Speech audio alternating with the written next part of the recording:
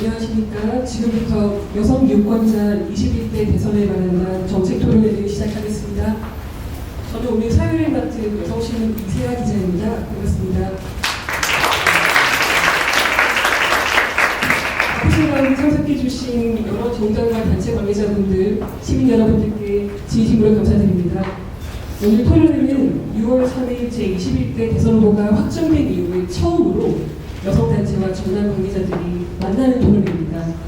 여성신문, 한국YWC연합회, 한국여성단체연합, 한국여성정치연구소가 공동 주최했고요. 한국여성재단 수시지원사업에 따로 마련되었습니다.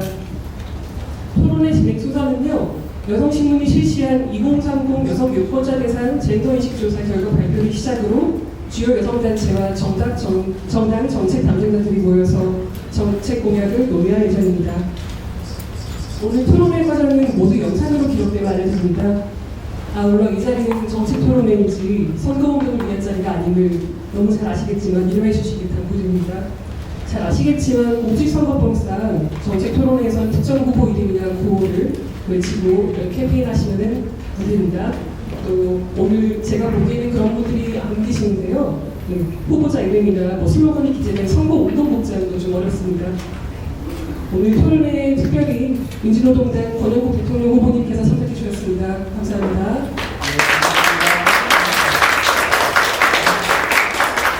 발표자와 토론자 축사해 주실 정당과 여성단체 관계자분들을 포함해서 많은 귀빈들이 와주셨는데요. 진행하면서 한 분 한 분 소개해 드리도록 하겠습니다. 먼저 김효선 여성신문사 대표님의 환영사가 있겠습니다. 큰 박수로 환영해 주시기 바랍니다. 네, 여러분 안녕하세요. 21대 대선 여성 유권자를 말한다라는 정책 토론회에 와주신 여러분 대단히 감사합니다.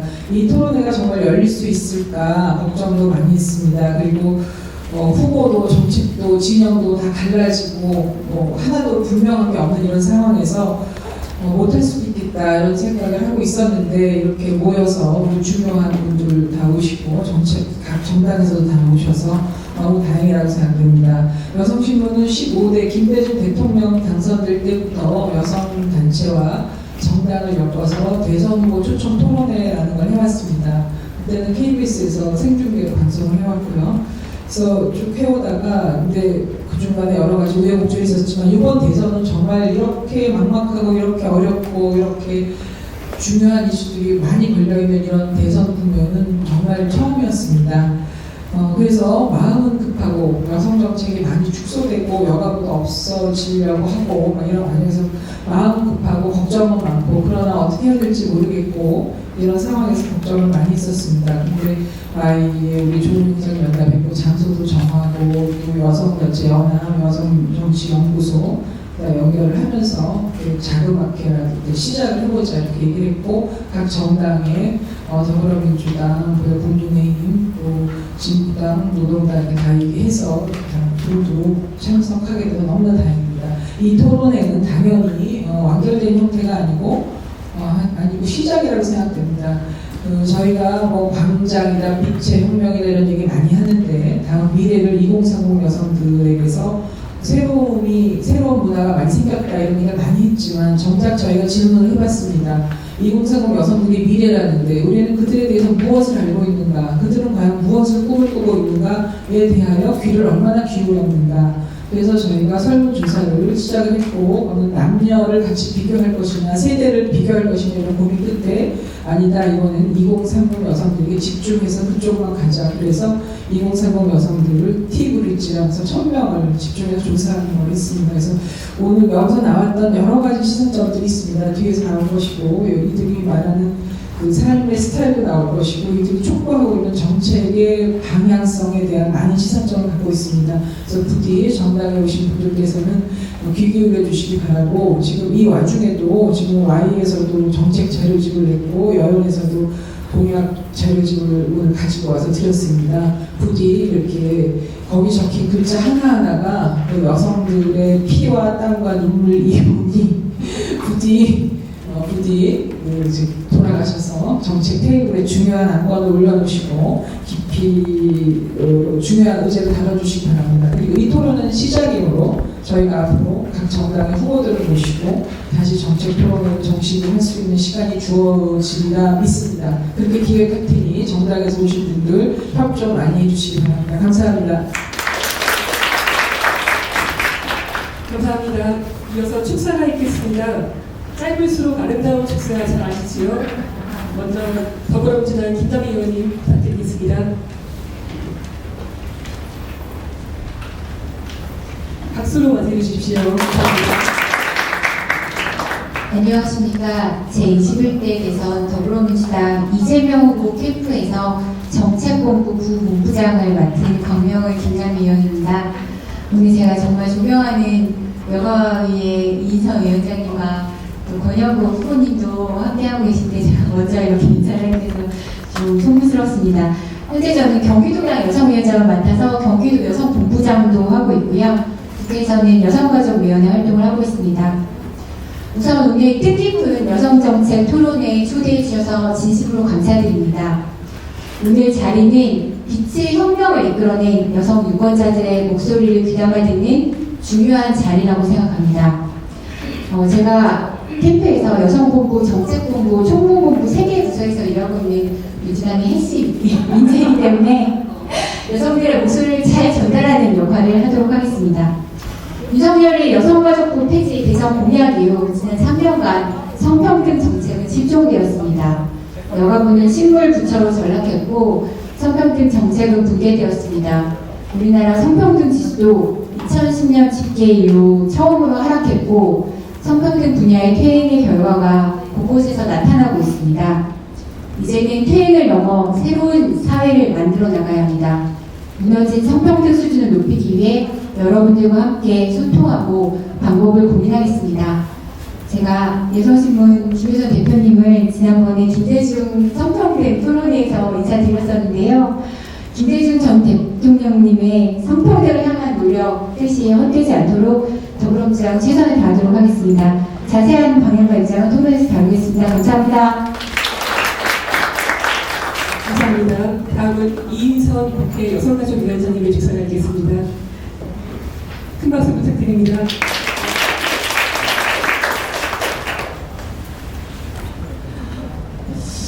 예, 반갑습니다. 저희 우여곡절이 많아서 제가 2주시까지 맞춰서 오느라고 좀 어려웠습니다만 제가 평소에 김효선 사장 대표님은 제가 엄청 가깝고 좋아하는 그런 분입니다. 요즘 얼굴이 반쪽이라서 우리 여성 문제를 고민을 많이 하시는 것 같습니다. 다시 한번 죄송하고 열심히 하도록 하겠습니다.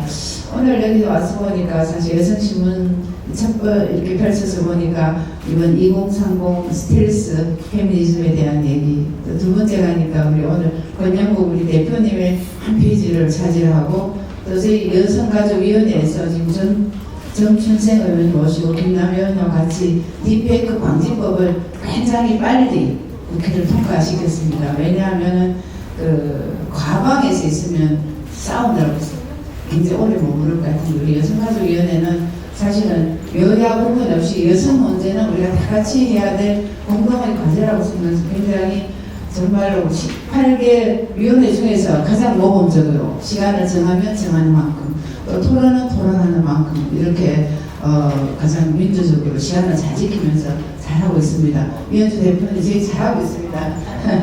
예, 다시 한번 감사드리고 오늘 마침 우리 여성유권자 21대 대선을 말한다에 아마 다른 정당에서는 이렇게 많이 진행했지만 저희는 또 갑자기 우여곡절이 있었습니다. 그래서 이제 출발해서 오늘 여기 와서 보니까 이제 정당의 이런 공약 발표를 해야 되는데 이제 우리 김남희 의원님이나 또 장애의원님을 발표를 해주시는데 우리 당에서는 이제 발표를 할 수 있는 그런 이 소통을 할 수 있는 시간이 없었고요. 그렇지만 아침에 이제 이렇게 발표를 했으니까 필요하면 나중에 드리도록 그렇게 하겠습니다. 오늘 2030 그 여성 유권자 제도인식 조사는 저희들이 이 내용을 보면서 아직도 우리 여성들은 우리 여성의 문제가 불평등하고 가야될 곳이 멀다고 생각하는 그런 부분들을 우리가 잘 받아서 각각 공약을 하면서 우리 여성의 문제를 같이 공동으로 잘 담으려고 노력하겠습니다. 특히나 이제 정치권이 성별, 세대 이런 걸 초월해서 인간의 존엄성, 가치 이런 걸 우리가 집중하고 있는데요. 초당적으로 협력해서 잘 진행하도록 하겠습니다. 그렇게 하면 되겠습니까? 네, 그러겠습니다. 감사합니다. 감사합니다. 다음은 조국혁신당 정출생 의원님 직사하겠습니다. 박수 부탁드립니다.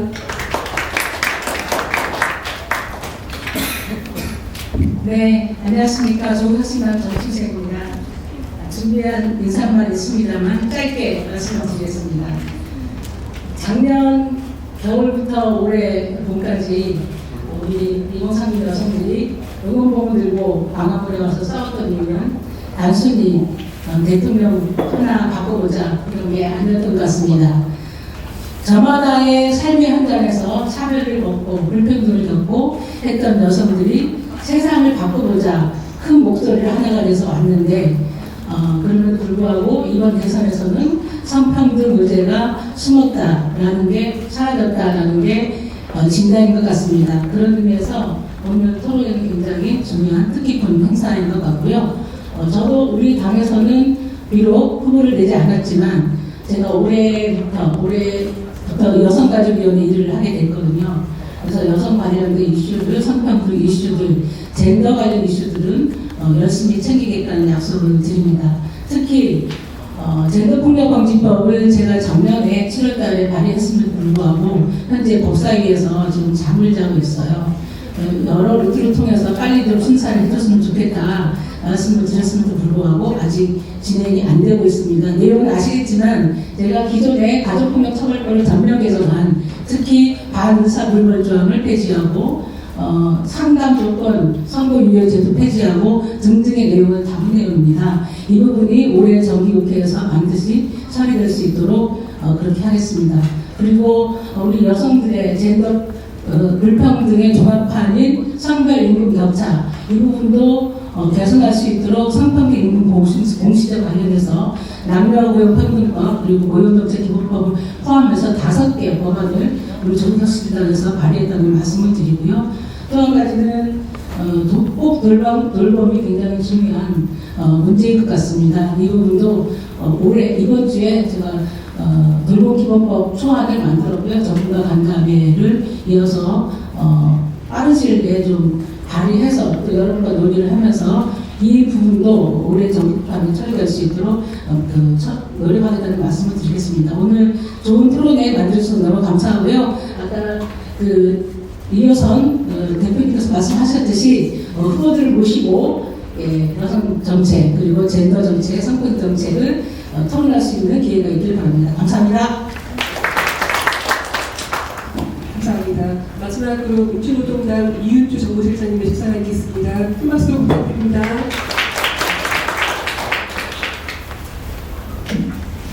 네, 반갑습니다. 저도 제대로 소개를 하겠습니다. 네, 민주노동당 권영국 대통령 후보 비서실장 이은주입니다. 반갑습니다. 네, 오늘 반가운 분들 많이 뵀는데 21대 국회의원으로 21대 때 67년 만에 낙태죄가 폐지되는 앞에 정의당이 유일하게 당론 발의를 통해서 낙태죄 폐지에 따른 헌법, 모자보건법, 근로기준법 3법 개정안을 당론 발의했는데 안타깝게도 제대로 논의조차 되지 못하고 지금 아직도 안전한 임신 중단의 권리를 못 누리고 있는 이 땅의 여성들을 마주하고 있는 현실입니다. 여성의 목소리가 사라진 선거라고 합니다. 성평등 한구령이라는 말도 나옵니다. 윤석열 탄핵 강장을 열어낸 것은 다 앞서 많은 분들이 얘기했듯이 2030 여성들입니다. 12월 7일 첫 집회 응원봉의 색깔과 빛깔들을 잊을 수가 없습니다.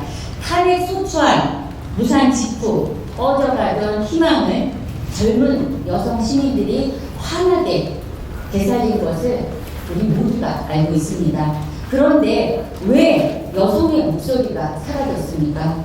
왜 성평등을 함구합니까? 그런 선거이기 때문에 저는 우리 민주노동당은 오늘 이 자리가 특히나 중요하고 소중하게 여겨집니다. 선거운동 첫날 사실 갈 것도 많고 불러주는 것도 많은데 저희 민주노동당 권영국 후보가 직접 여기에 와서 또 장혜영 전 의원님도 이 자리에 와서 정책 토론자로 참석했습니다.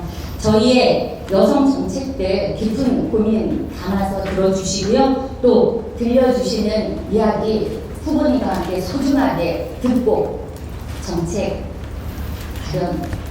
반영하도록 최선을 다하겠습니다. 이번 대선에서는 결코 지워져선 안 될 이야기들이 오늘 이 자리에서 나올 거라고 봅니다.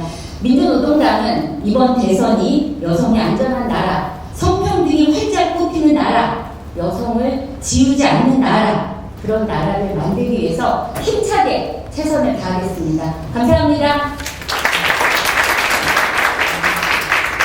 감사합니다. 김인문 전 대표님의 조사가 이어지겠습니다. 큰 박수로 맞아주십시오. 네, 안녕하세요. 인사드리겠습니다. 한국여성단체연합 상임대표 김인문정입니다. 지난 5월 10일 토요일이었는데요. 윤석열을 파면한 페미니스트 시민 대행진이 있었습니다. 비 오는 날이었는데요. 천여 명에 가까운 페미니스트들이 차별과 혐오의 상징인 용산시대를 밟고 빛의 혁명, 성평등 정치의 상징인 광화문으로 걸었습니다. 참여자들은 윤석열 집권 이후에 심화된 젠더폭력의 현실, 그리고 더 취약해진 여성노동 현실들, 그리고 무너진 성평등 정책 시스템과 정책 퇴행에 대해서 규탄을 했고, 이에 적극적으로 대응하는 성평등 정치, 그리고 페미니스트 대통령이 필요한 시기다라는 것을 목소리 높여 외쳤습니다. 그런데 정치권에서는 윤석열 파면 과정에 빛의 혁명 덕분이다 라고 얘기하면서도 광장을 지켰던 여성, 성소수자, 이주민, 노동자, 농민, 빈민 등 그 구체적인 존재들은 지우려 하고 있습니다. 차별과 배제, 혐오의 정치 더 이상 용납할 수 없습니다. 성평등 민주주의가 진정한 민주주의를 인정하고 받아들여야 한다고 생각합니다.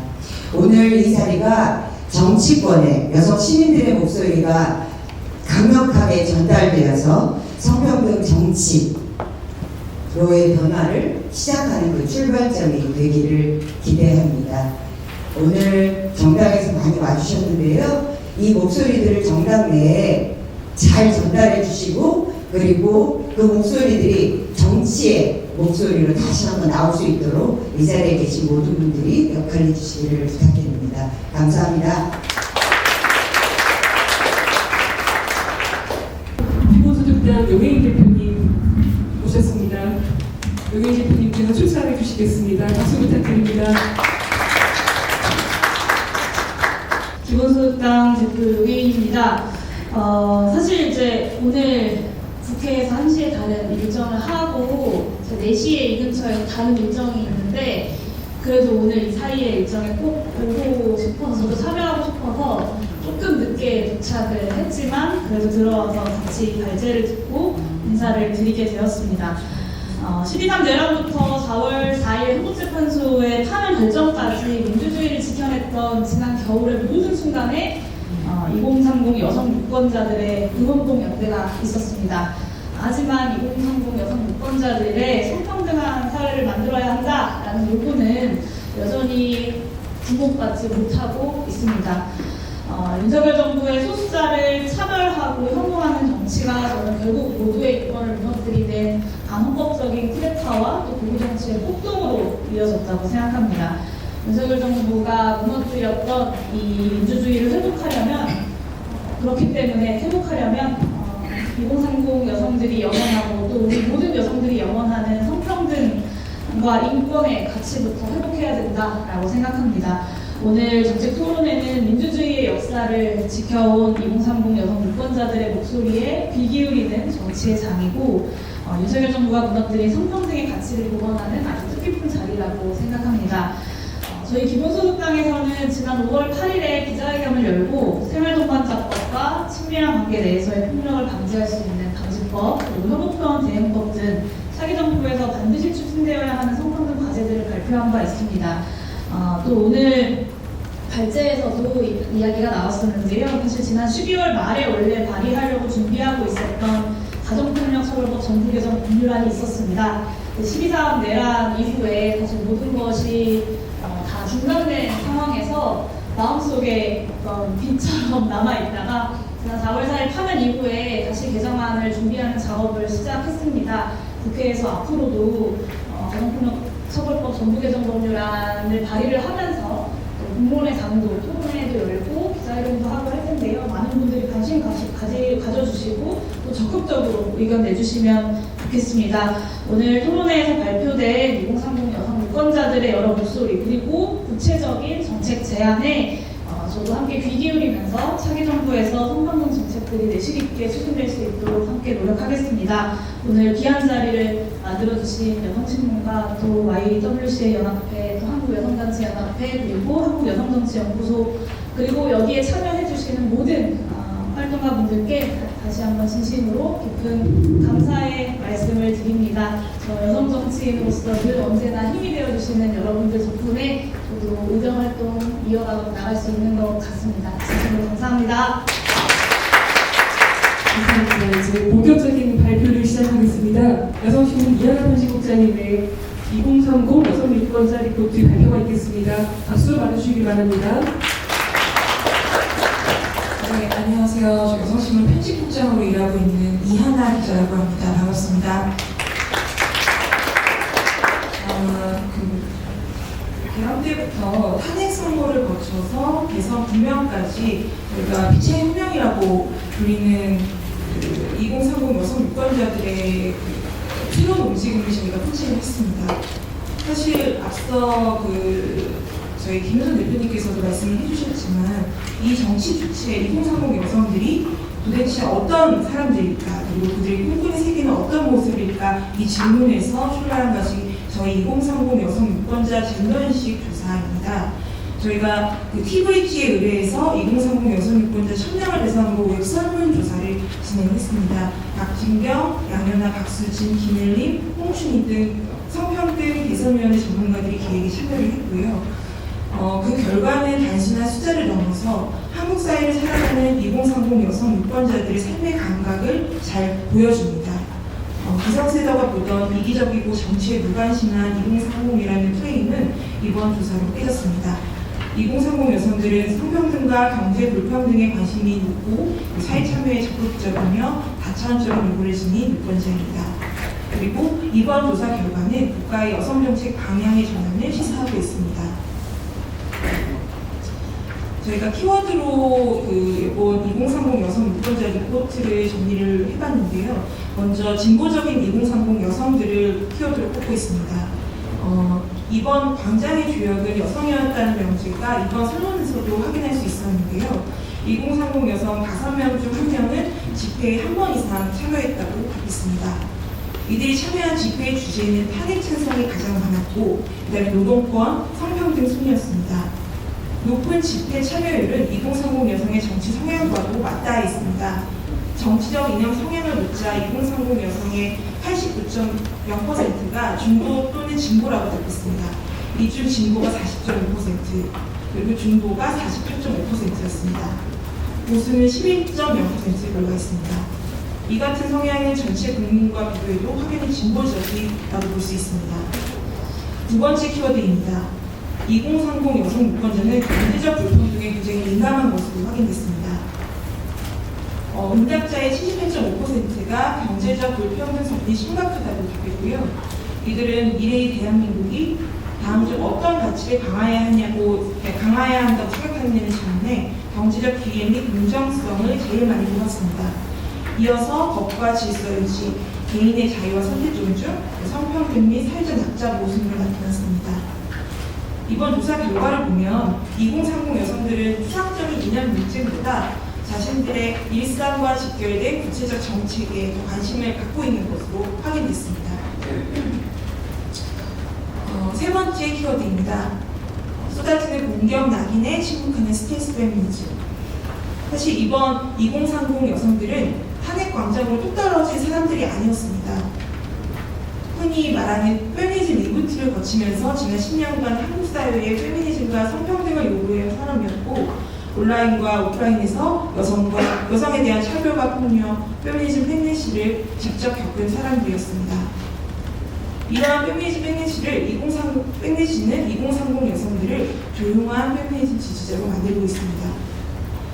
페미니스트란 사실을 밖으로 드러내진 않지만 이들의 정치적인 판단 기준에 성평등이 중요한 의제로 작동한다는 이야기입니다.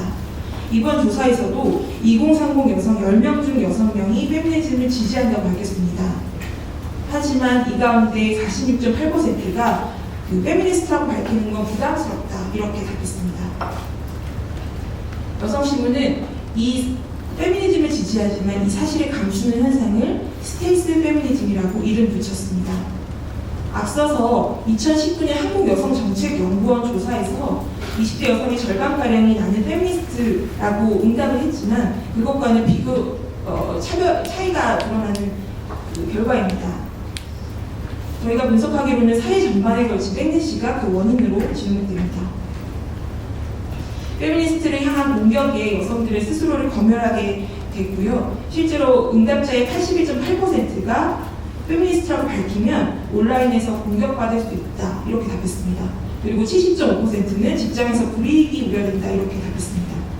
이 수치들은 단순한 느낌이 아니라 2030 여성들이 일터, 관계 속에서 그리고 온라인 공간에서 반복적으로 경험하는 차별의 현실을 보여준다고 할 수 있습니다.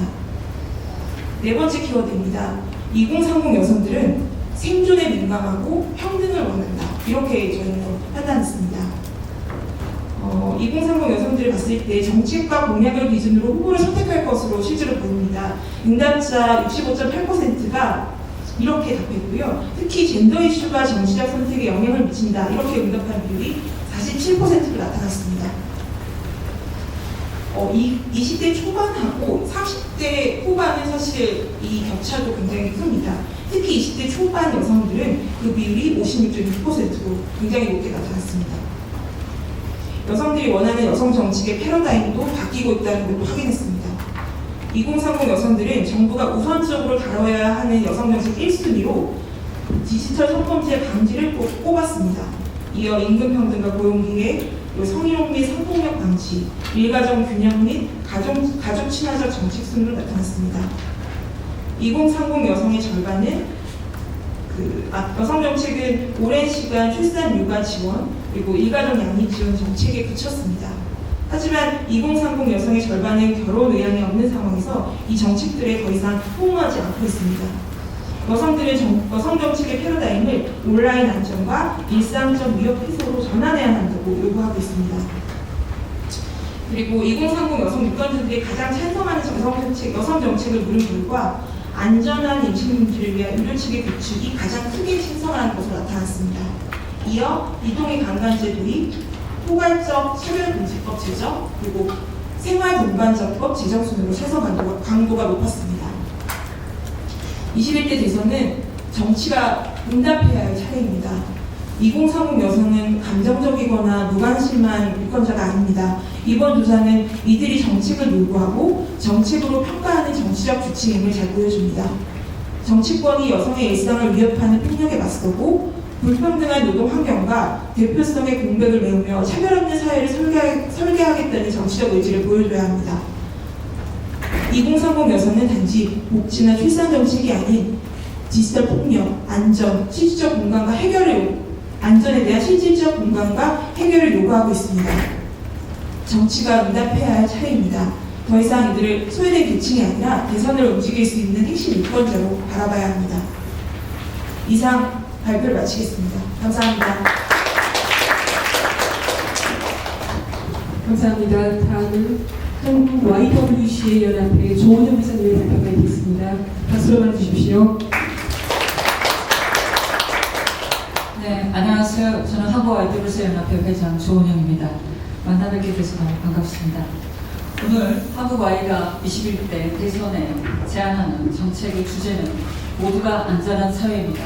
사회 대계획을 이루기 위해서 우리가 기초적으로 확립해야 될 것은 안전한 사회인데 우리가 지금 당면한 질문은 어떤 사회에서 어떤 가치로 함께 살아갈 것인가 보다 근본적인 질문에 직면해 있습니다. 동시에 이번의 대선은 이념이나 정치적 성향이 아닌 누구의 어떤 생활의 고통에 어떻게 응답하는 정책을 후보자들이 내놓을 것인가 하는 시험대에 올라 있습니다. 이전 정부가 여성, 기후, 평화, 돌봄 등의 민주적 가치로부터 멀어져 있으니 구체적 현실로 나타나고 있고 광장의 외침으로 확인되었습니다. 앞서 여성신문사에서 보도한 2030 여성 유권자 리포트 결과에서 보듯이 2030 여성들의 젠더 인식과 정치적 참여가 보다 구체적이고 실질적인 방향으로 진화했으며 추상적인 이념 논쟁보다는 자신들의 일상과 직결되는 구체적 정책에 더 관심을 갖고 페미니스트라는 정체성보다는 젠더 평등과 경제적 평등이라는 가치를 중심으로 자신들의 정치적 지향을 표현하고 있음을 우리가 알 수 있습니다. 최근 몇 년간 우리 사회는 기후위기와 재난, 혐오와 배제, 불안정한 사회적 안전망 등 생명과 안전을 위협하는 다양한 사건을 경험하고 있습니다. 이 요구는 단지 기술적, 행정적 문제가 아니라 국가의 우선순위와 사회 정의의 문제입니다. 특히 디지털 네이티브인 세대인 청소년, 청년들은 온, 오프라인 공간 모두에서 더욱 민감하게 위험을 체감하고 있습니다. 혐오 표현, 디지털 성범죄, 불안정한 주거 및 노동환경 속에서 안전한 일상과 표현의 자유를 보장받기는 어렵다는 현실에 직면하고 있고, 이에 YWCA는 디지털 공간, 재난 상황, 보건의료, 평화안보, 돌봄노동 등 전 영역에 걸쳐 생명과 안전을 폭넓게 정의하며 이를 제도적, 법적 기반으로 실질적으로 보장할 수 있는 체계의 구축을 강력히 요구합니다. 21대 대선 한국 YWCA가 정착한 의제들, 대선 의제들은 크게 6개 주제로 나눠져 있습니다. 그 6개 부분 중에 18개 정책 영역들이 있는데요. 오늘 이 시간에 다 말씀드리기는 어렵습니다. 여러분이 기꺼이 한국 YWCA 연합회 홈페이지에 찾으셔서 구체적 내용들을 확인해 주시길 부탁드립니다. 크게 영역은 저희가 전 지구적인 기후 재난의 위기에 있습니다.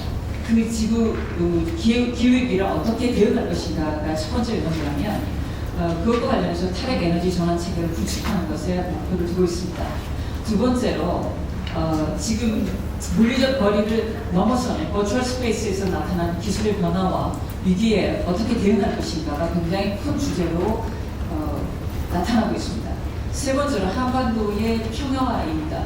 저희 한반도 안에 있는 평화 안보를 다루지 않고서는 우리가 근본적으로 생명과 안전을 다룰 수 없다는 것을 저희가 직시하고 있기 때문에 정치 양극화 해소와 다양성의 평화 문화의 정착을 함께하고 평화 체제를 구축하는 데 목표를 두고 있습니다. 이와 함께 저희가 시민사회 부분이 굉장히 패러다임이 전환되고 있기 때문에 시민사회 활성화 부분과 관련하여 비영리 관련 정책의 패러다임이 바뀌어야 된다고 저는 생각합니다. 마지막으로 각 개인의 건강과 돌봄을 받을 수 있도록 의료정책과 돌봄정책들이 정확하게 변화를 이룰 수 있도록 저희는 정책 의제들을 내놓았습니다. 각 의제에 대한 목표 과제는 아까도 말씀드린 것처럼 구체적인 자료들을 참조해 주시길 바라고요. 여기서는 몇 가지 강조들을 특히 성평등과 관련한 주제에 관련해서 말씀드리겠습니다. 저희가 가지고 있는 정책 의제는 세 가지 차원과 그다음에 한 가지 맥락으로 연결되어 있습니다.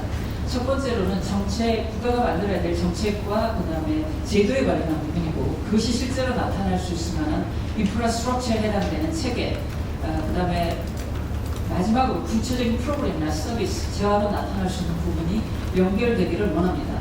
그리고 저희의 각 주제 부분별로 저희가 깔고 있는 공통된 맥락은 성평등과 관련한 것들입니다.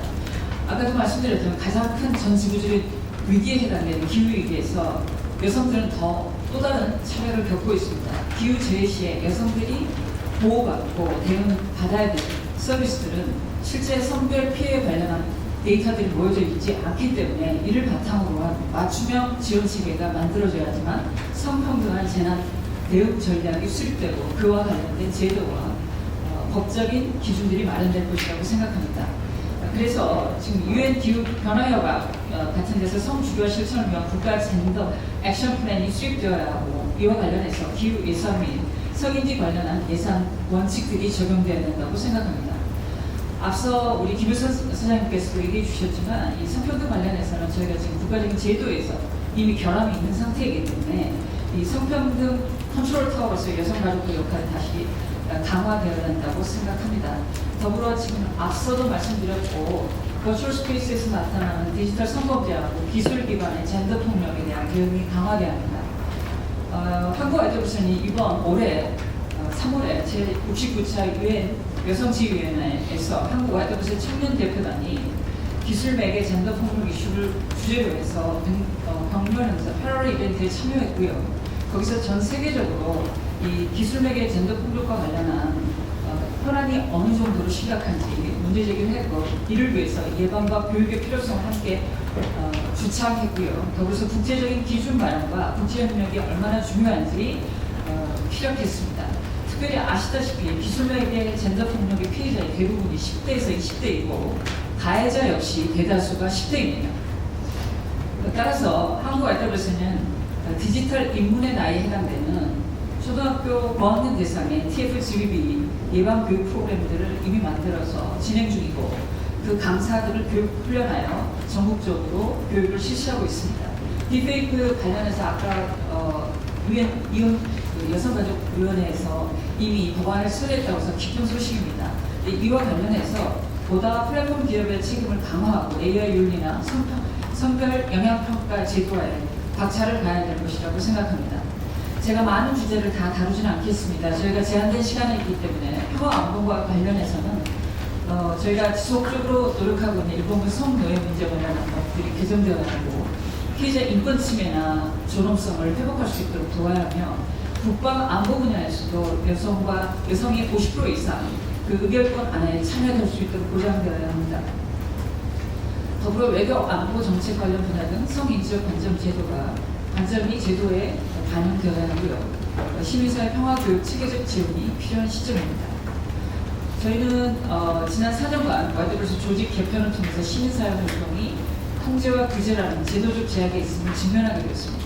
비영리단체의 자율성과 지속가능성 확보를 위해 법이나 제도, 정비가 시급합니다. 시민사회 공익활동 촉진법을 제정하고 허가주기를 폐지하고 결사의 자유를 보장하면서 공익활동의 행정 지원 기구가 설치되기를 바랍니다. 비영리 법인이 분할하거나 합병할 때에 그것을 허용할 수 있도록 제도적인 유연성을 발휘하기를 촉구합니다. 더불어 개인의 건강보험과 관련하여 작년에 저희가 의료재난을 겪으면서 여성, 아동, 노인, 장애인의 심각한 의료적 현실에서 피해를 받는 것을 직면하게 되었습니다. 건강보험이 보장성이 더욱더 확대돼서 건강보험 하나로 의료가 다 커버될 수 있는 사회가 되어야 하고 특히 산부인과는 필수 의료, 인력 지원 방안들이 의료 지역 간의 의료 격차가 해소되어야 할 것입니다. 더불어 건강 내비게이터 제도를 구축하고 환자 안전법이 개정되기를 원합니다. 말을 마치려고 합니다. 한국아이돌리스에는 정의, 평화, 생명의 가치를 중심으로 활동해 왔습니다. 기술과 성장 중심의 논리를 넘어 돌봄과 안전, 성평등과 기후정의, 평화와 시민사회가 존중하는 사회로 전환되기를 소망합니다. 이는 정권 교체를 넘어 공동체 우선순위를 재정립하는 결단이어야 합니다. 이런 전환을 위해 정책적 상상과 실천을 제안하고 모두가 안전한 사회, 한 사람의 생명도 소홀하지 않는 지속가능한 사회가 선택될 것을 촉구합니다. 광장에서는 특히 청년 여성들의 목소리를 제거하지 않고 목소리를 낼 수 있는 안전한 공간으로 점차 자리를 잡았지만 오히려 그 목소리들을 크게 들리도록 했습니다. 청년들은 사회가 추구해야 할 소중한 가치들을 지식적으로 외치는 것이 아니라 제도나 실천이 바뀌도록 자신들이 결정할 수 있는 권한을 갖기 원하고 있습니다. 이 가치들이 실현된 일상의 삶을 피부로 느끼면서 문화로 자리 잡기 위해서는 저희가 실제적인 노래를 해야 돼. 한국 와이드블루스 또한 정의, 평화, 생명을 우선 가치로 두고 그런 사회를 만드는데 2030 세대 여성들과 함께 활동하기 위해 여러 노력을 기울여 왔습니다. 저희는 회장단 안에 부회장을 청년 대표로 뽑았고 연합회 이사의 30%를 청년 대표로 구성하였습니다. 이미 4년, 5년째 접어들고 있고요. 실질적으로 의사결정의 권한을 행사할 수 있도록 여성들의 의제 중심으로 나아갈 수 있도록 문화를 촉구하고 있습니다.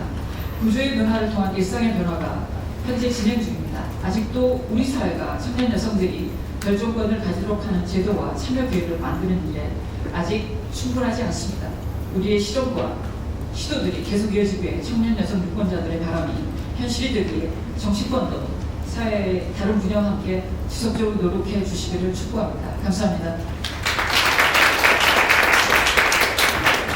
감사합니다. 이어서 한국여성단체연합 양희현경 공동대표님의 발표가 있겠습니다. 네, 안녕하세요.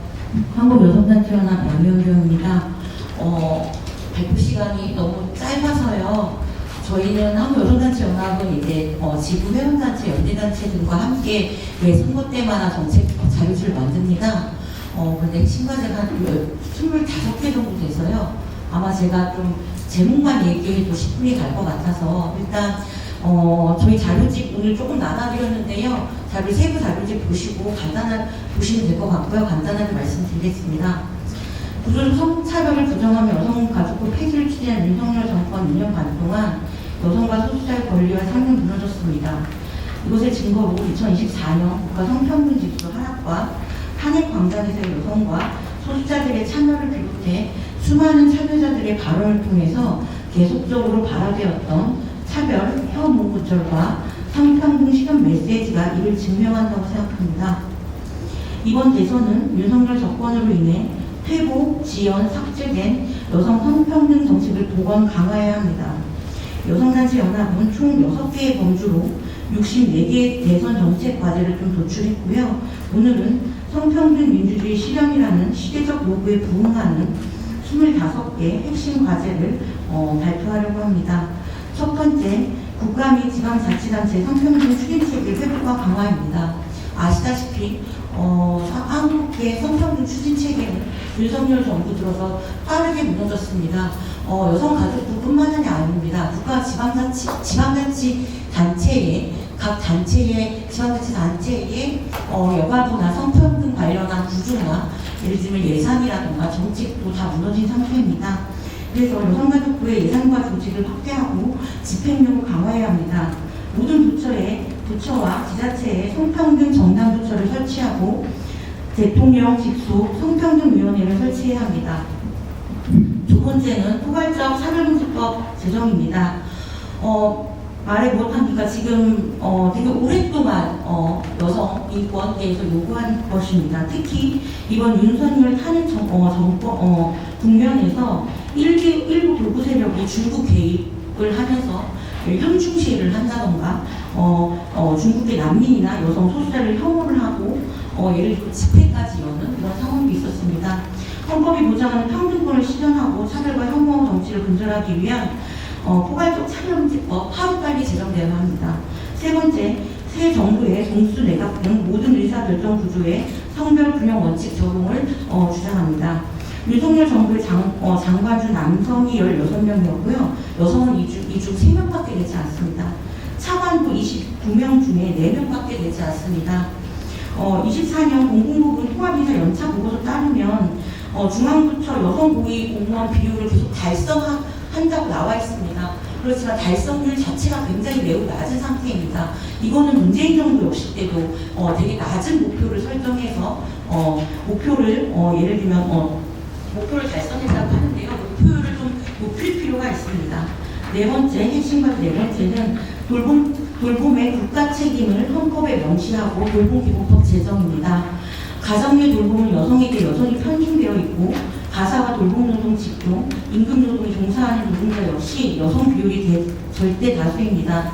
이러한 성차별적 돌봄 구조의 해소는 돌봄이 시민적 책임이자 권리라는 사회적 인식이 확산되고 모든 시민이 돌보고 돌봄받는 여건을 조성하기 위한 사회제도가 재편될 때 가능합니다. 이에 모든 시민이 노동자이자 돌봄자, 시민으로서의 다중적 역할을 수행할 수 있도록 사회 구조의 전반의 패러다임을 전환하고 체계를 구축하는 것이 필요합니다. 그리고 핵심과의 5번째는 성별 임금격차 해소를 위한 첫걸음으로 성평등 공시제 법제화입니다. 기업의 성별 임금, 노동자 성비, 지위 성별 등 관련 정보 공개를 의무화해야 되고요. 공시제는 자율이 아닌 강제 조항으로 규정해야 됩니다. 또한 이 공시는 누구나 열람할 수 있도록 별도의 전용 온라인 플랫폼이 좀 구축되고 성평등 공시제 법과 저장 및 개정이 좀 필요합니다. 다음은 2024년 기준 전체 여성 노동자의 50.7%가 비정규직입니다. 여성 노동자의 2명 중 1명이 비정규직으로 일하고 있고요. 이들은 최저임금도 안 되는 169만 원을 받으면서 일하고 있습니다. 현재 최저임금은 1인이 인간다운 생활을 할 수 있는 금액은 굉장히 적습니다. 그래서 최저임금을 생활임금 수준으로 인상하는 것을 요구합니다. 7번째 핵심 과제입니다.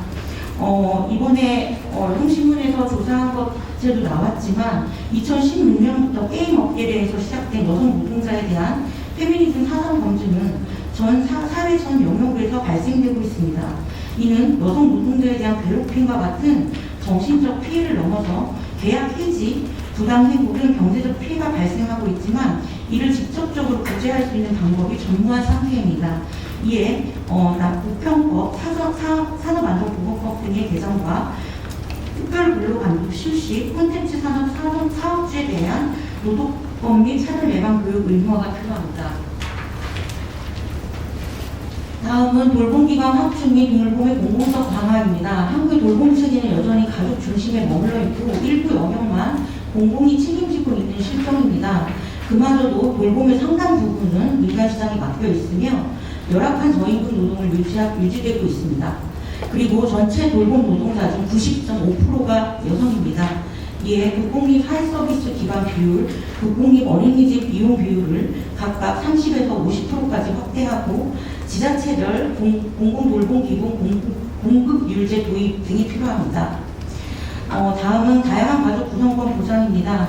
2024년 1인 가구는 전체 가구의 35.5%로 전체 가구 유형 중에 가장 많습니다. 4인 가족보다 더 많은 게 1인 가구고요. 비친족 가구는 2023년에 54만 가구를 넘어섰습니다. 그리고 이제 사회 이식도 결혼하지 않더라도 살 수 있다는 응답률은 67%가 넘었습니다. 그래서 현실에 맞는 가족 제도의 변화가 필요합니다. 가족 개념의 삭제 등 개정과 생활동반자법 제정, 건강법 전면 개정이 필요합니다. 10대 과제 10번째 과제는요. 한부모 가족 지원법 전면 개정입니다. 한부모들이 생계와 돌봄의 이중 부담 속에서 경제적 빈곤이나 사회적 관계의 단절 등 이중 상승의 어려움을 겪고 있습니다. 그렇지만 이를 실질적으로 개선하려는 정책적 접근은 부족한 실정입니다. 이에 소득 기준에 따른 차별 없이 모든 한부모 가족을 포함하는 보편적 체계로의 전환이 필요하고요. 이를 위해서 한부모 가족 지원법 전면 개정이 필요합니다. 장애여성 지원법 제정입니다. 되게 오랫동안 장애여성계에서 요구한 법입니다. 다중차별을 갖고 있는 여성 장애인에 대한 이 처우한 상황을 필요한 요구에 맞춰 독자적인 법률이 필요한 상태입니다. 핵심과제 12번째입니다. 현재 농업정책은 농가 단위의 중심으로 운영되고 있어서 여성 농업인이 개별 농민으로서의 노동 가치를 인정받기 어려운 구조입니다. 이에 공동병행주 지위 확보를 위한 농업병영체 육성 지원에 관한 법률을 좀 개정이 필요합니다. 이를 통해서 여성 농민의 법적 지위 보장이 필요합니다. 이주 여성 체류권 보장입니다. 결혼 이주 여성의 체류와 귀환은 한국인의 배우자 유무, 한국 국적에 따라 다르게 됩니다. 외국인 배우자가 자력으로 영주권이나 국적에 취득할 수 있도록 해야 됩니다. 낙태죄 헌법 불합치 선고 이후 5년이 지났고요. 낙태죄가 효력을 상실한 지 3년이 됐습니다. 그러나 관련 법안이 좀 마련되지 않고 있습니다. 피임과 임신 준비를 비롯한 의료 서비스, 건강보험, 의료가 필요하고요. 특히 유도제의 필수 의약품 지정 및 도입이 급하게 필요합니다. 이제 좀 제목으로만 좀 읽도록 하겠습니다. 다음은 폭행 또는 협박의 동의 여부로서의 강간죄 구성요건 형법 개정입니다. 되게 오랫동안 주장했던 것입니다. 네, 그리고 친밀한 관계 내에서 여성폭력을 실질적으로 처벌하고 피해자의 권리 보장을 할 수 있는 가정폭력으로 전면 개정입니다. 피해자의 인권 보장을 목적으로 하고 다양한 친밀한 관계를 포괄하며 전통적 가족 구성을 넘어선 친밀한 관계의 개념 정의, 신고 단계부터 피해자의 신고 보호 등 권리 보장을 위한 국가의 적극적인 개입 보장 등 전면 개정이 필요합니다. 그리고 여성혐오 근절과 피해자 권리 보장을 위한 여성폭력 방지법 개정입니다. 여성혐오 범죄를 여성폭력으로 정의 확대하고 피해자 지원 및 통계 수립 및 법적 근거 마련, 피해자 정의를 간접 피해자, 제3자의 피해자까지 확대한 지원 체계 마련 등의 법 개정이 필요합니다. 성매매 여성을 피해자와 행위자로 구분하고 성매매 강요를 입증하지 못한 성을 파는 행위한 자를 처벌하게 되어 있으나 현재 이런 법을 전면 개정하는 것이 필요합니다. 지금 몇 분 남았죠? 괜찮아요? 다 끝났을까요? 네. 1분 안으로 마무리 주시면 네. 감사하겠습니다. 그리고 디지털 성폭력을 규율하는 조항 구성 요건이 개정이 필요합니다. 현재 성폭력 처벌법은 이미지의 생산과 유포, 생성행위와 유포행위, 소지행위에 대한 각각 행위 태양을 열거하는 방식으로 구성되어 있습니다. 이에 해당하지 않는 생성, 유포, 소지 행위들은 범죄로 구성되지 않습니다. 이에 대한 법 개정이 필요합니다.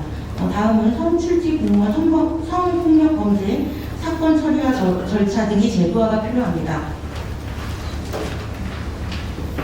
마지막이 아니고요. 21번째는요. 2024년 사회적 문제로 등장된 딥페이크 성폭력 사안 중의 원인으로 하나 꼽는 것이 형식적인 학교 성교육을 뽑았습니다. 현재 교육부는 표준화된 성교육 지침을 마련되지 않고 있어서요. 성평등 교육과 문화 확대가 필요합니다.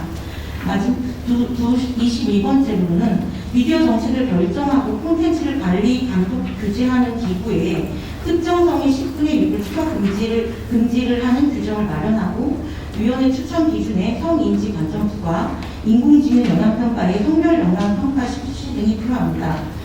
핵심 과제 23번째입니다. 여성 평화 안보 분야에서의 여성의 참여를 높이고요. 특히 외교 안보 분야의 고위 공무원 각종 위원회, 그다음 분수 참여 제도가 필요하고 특히 대통령 비서실 내 여성 평화 안보 비서관 설치가 필요합니다. 미군 위안부 진상 규명과 명예회복, 피해자 지원 체계 확대가 필요합니다. 마지막입니다. 2019년 말부터 극우 역사 부정 세력들이 수요시의 현장에 나타나서 위안부는 거짓이라던가 사기라던가 역사 사실을 부정하는 행위를 하고요. 피해자를 도를 넘는 모욕과 명예훼손, 참가자들에게 욕설, 위협, 성희롱 등을 공격함으로써 여성과 사회적 약자에 대한 무분별한 혐오와 차별을 확산시키고 있습니다. 그러나 현행법상 피해 사실을 부정하거나 왜곡 행위에 대해서 법적으로 금지하거나 처벌할 수 있는 것이 부재합니다. 그래서 이에 대한 명확한 금지 조항과 처벌 규정을 신설하는 법 개정이 필요합니다. 이상입니다. 네, 감사합니다. 시원하게 그 질문을 꼭 붙여주시기를 다시 한번 강조드리고요. 김윤주 한국여성정치연구 소장님의 발표 받겠습니다. 방금 10번의 한국여성정치연구 소장 김윤주입니다. 시간 내에 마칠 수 있도록 최대한 노력해주겠습니다. 제가 발표할 내용은 어떤 여성 관련 공약이라기보다는 지금 현재 선거운동뿐만 아니라 최근에 일어났던 여성과 관련된 정치권의 대응, 이것의 어떤 실체라든가 여기에 우리가 어떻게 대응할 건가에 대한 고민을 함께 해야 되지 않을까 하는 문제의식을 담았습니다. 왜냐하면 짧지만 선거운동 기간 압축적으로 많은 사람들이 선거 과정을 지켜봅니다. 그래서 이 대선 후보들이 어떻게 여성과 성평등 의제, 포괄 사회 문제를 발화하느냐가 그들의 의식과 세계관 형성에 지대한 영향을 미치기 때문에 이들이 그동안 해왔던 것들을 좀 검토해 보면서 우리가 여기에 어떻게 대응할 건가를 좀 고민해보는 그런 내용으로 발제문을 구성했습니다. 그래서 정치가 만들어낸 갈등, 성별 갈라치기와 성별 지우기의 실체에 관한 이야기입니다. 젠더 갈등 프레임은 2022년 대선에서 국민의힘 윤석열 후보의 여성가족부 폐지 공약과 함께 정치적으로 기획되었고 조직적으로 확산되었습니다. 성별 갈라치기와 성별 지우기는 바로 이러한 젠더 갈등 프레임을 작동시키는 핵심 기제라고 할 수 있습니다. 성별 갈라치기는 성별 간 감정 대립과 분열을 조장하는 전략이라면 성별 지우기는 보편주의라는 이름으로 성별 문제를 희석 은폐하는 전략입니다. 표면적으로는 상반된 전략인 것처럼 보이나 실질적으로는 상호 보완적으로 작동하여 결과적으로는 성평등, 여성 정책의 정당성을 훼손하고 여성의 정치적 목소리를 침묵시키는 효과를 가져옵니다. 결과적으로 이번 대선에도 지난 대선에도 그리고 일상적인 정치 과정에서도 우리가 확인할 수 있듯이 정치권은 성평등이라는 단어뿐만 아니라 여성 정책 또한 관련된 발언을 회피하고 있고 공적 담론 공간에서도 젠더 이슈는 위축되고 있습니다. 여성, 성평등, 페미니즘이라는 말이 지금 현재는 공격의 대상이 되고 있고 금기어로 치부되고 있습니다. 이는 단순한 정책 논쟁이 아니라 담론과 정치적 언어를 둘러싼 일종의 전쟁, 즉 프레임 전쟁이라고 할 수 있습니다. 이건 우리가 2017년도와 18년도에 제10자헌법 개헌 운동하는 과정에서 양성평등 예스, 성평등 노라는 프레임에 걸려서 여성운동하는 진영에서 매우 힘들었던 경험이 있습니다. 이것이 어떻게 보면 2021년 재보궐선거를 통해서 이대남과 이대녀 갈등, 즉 젠더 갈등이라고 하는 걸 진화된 형태로 프레임들이 확산되고 있습니다. 즉 프레임의 효과를 보수 진영에서 보고 또 다른 프레임들을 여성운동과 성평등 진영을 공격하기 위한 다양한 프레임들을 만들어내고 있다는 것입니다. 조지 레이코프는 프레임을 지배하는 자가 현실을 지배한다고 했습니다. 이는 어떤 문제를 어떤 언어로 말하느냐는 단순한 표현 방식의 문제가 아니라 현실을 어떻게 인식하고 어떤 방향으로 행동할 것인가를 결정하는 권력의 문제이기 때문입니다. 즉 말하는 방식이 달라지면 현실에 대한 이해도 그리고 책임 구조도 대안도 달라집니다. 결국 젠더 담론의 위축은 단지 여성운동이나 여성 정책의 후퇴만이 아니라 플레임 전쟁에서의 패배를 알리는 신호이기도 합니다. 그렇다면 모두가 알고 있겠지만 이 젠더 갈등이라고 하는 건 어디서 만들었나? 이거는 정치권에서 조직적으로 동원된 플레임이라고 모두가 인식을 하고 있습니다. 맞습니다. 보수 언론과 보수 정당이 선거 국면에 전략적으로 활용을 했습니다. 청년 남성을 피해자로 설정하고 지지층으로 결집시켰습니다. 그러면서 성평등과 여성 정책을 이념 갈등으로 전환하여 반페미니즘 정서를 자극하여 청년 남성층의 지지를 확보하는 데 활용했습니다. 젠더 갈등은 남성과 여성 간의 상호 감정적 대립이나 이해관계 충돌로 묘사되지만 실제로는 비내친적인 성차별 구조를 은폐하고 갈등의 책임을 여성이나 성평등 정책에 전가하는 프레임에 불과합니다. 성평등이나 여성정책 추진은 곧 젠더 갈등 유발이라는 도식화된 논리로 정리됩니다. 젠더 갈등이라는 이 용어 자체를 우리가 쓰기를 여성운동 진영에서는 쓰기를 거부했습니다. 왜냐하면 이 표현이 갖고 있는 함정들이 있기 때문입니다. 마치 성별 간의 갈등이 대등한 두 주장이나 두 주체의 충돌을 전제로 하는 것처럼 보이기 때문입니다. 그러나 성차별과 성폭력의 문제는 불평등의 문제는 권력의 비대칭이나 구조적 차별 이런 것들을 비과시하는데 이 젠더 갈등이라는 용어가 일조를 하고 있기 때문입니다. 또한 이 젠더 갈등이라고 하는 개념 단어는 정치적인 문제를 심리적인 문제로 전환하는 축소를 해버립니다. 그런 와중에서 정치적이고 제도적 불평등들이 비과시화되는 현상들이 나타나게 됩니다. 이뿐만 아니라 여성운동과 성평등 정치의 정당성을 약화시키기 위해서 동원되는 방식으로도 이 젠더 갈등이라고 하는 단어가 악용되고 있기 때문입니다. 그렇다면 이러한 젠더 갈등이 왜 청년층에서 집중되었는가라고 하는 것들을 양극화된 정치 진영에서 이 청년층의 지지를 확보하기 위해서 의도적으로 동원한 것이다라고 하는 연구 결과가 하나 나온 게 있습니다. 이게 충북대학교 구건상 교수가 밝힌 논문인데 거기 보면 한국정당학회와 중앙일보가 2021년 12월 그리고 2022년 1월과 4월 그리고 2023년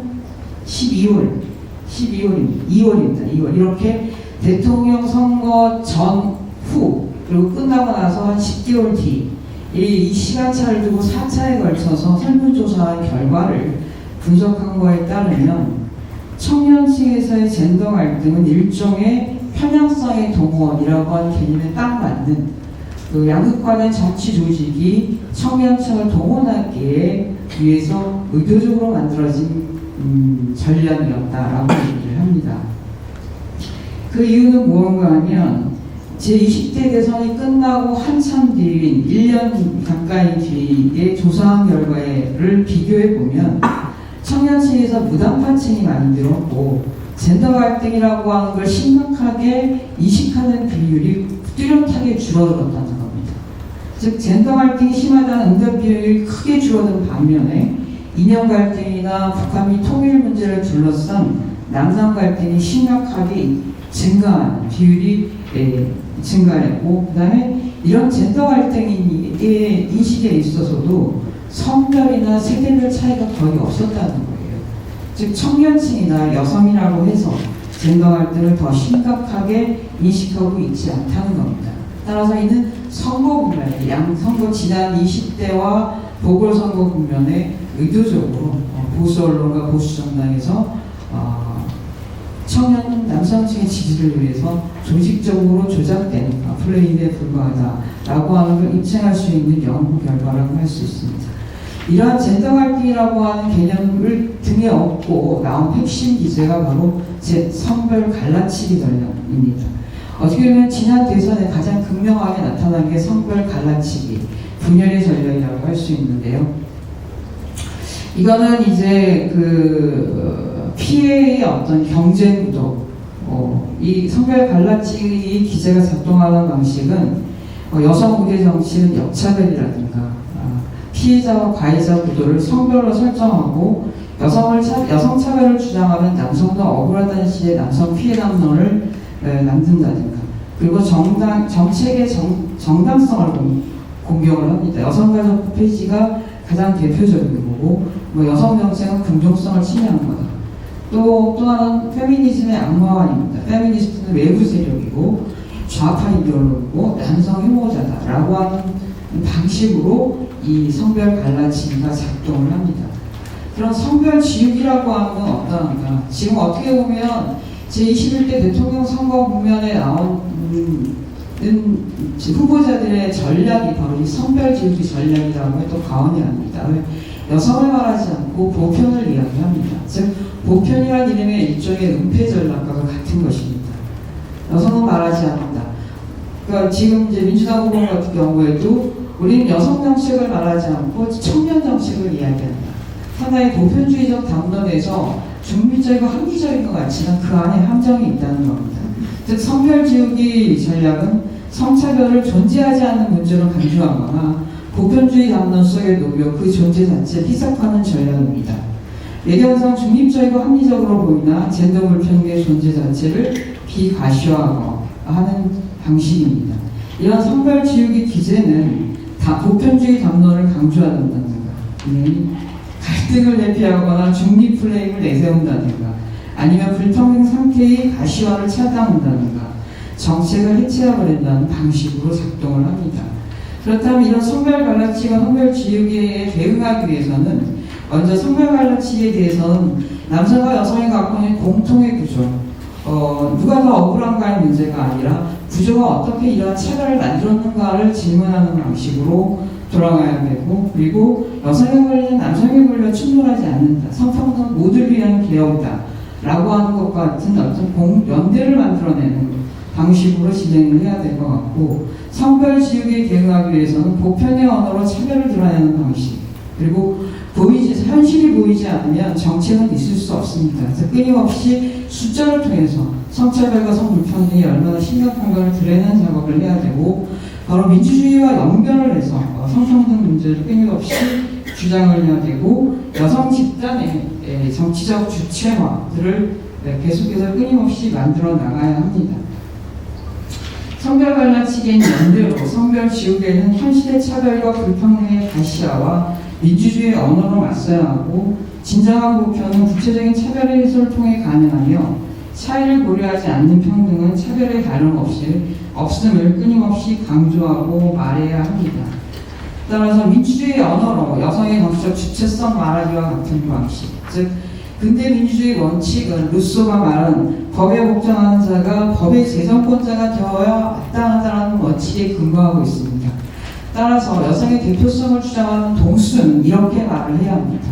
법에 복종하는 자가 법의 재정권자가 되어야 하는 것이 민주주의라면 법에 복종하는 자의 절반이 여성이므로 법의 재정권자의 절반은 또한 여성이어야 한다. 와 같은 방식으로 보편의 언어로 성평등을 주장하는 전략의 전환이 필요할 때입니다. 감사합니다.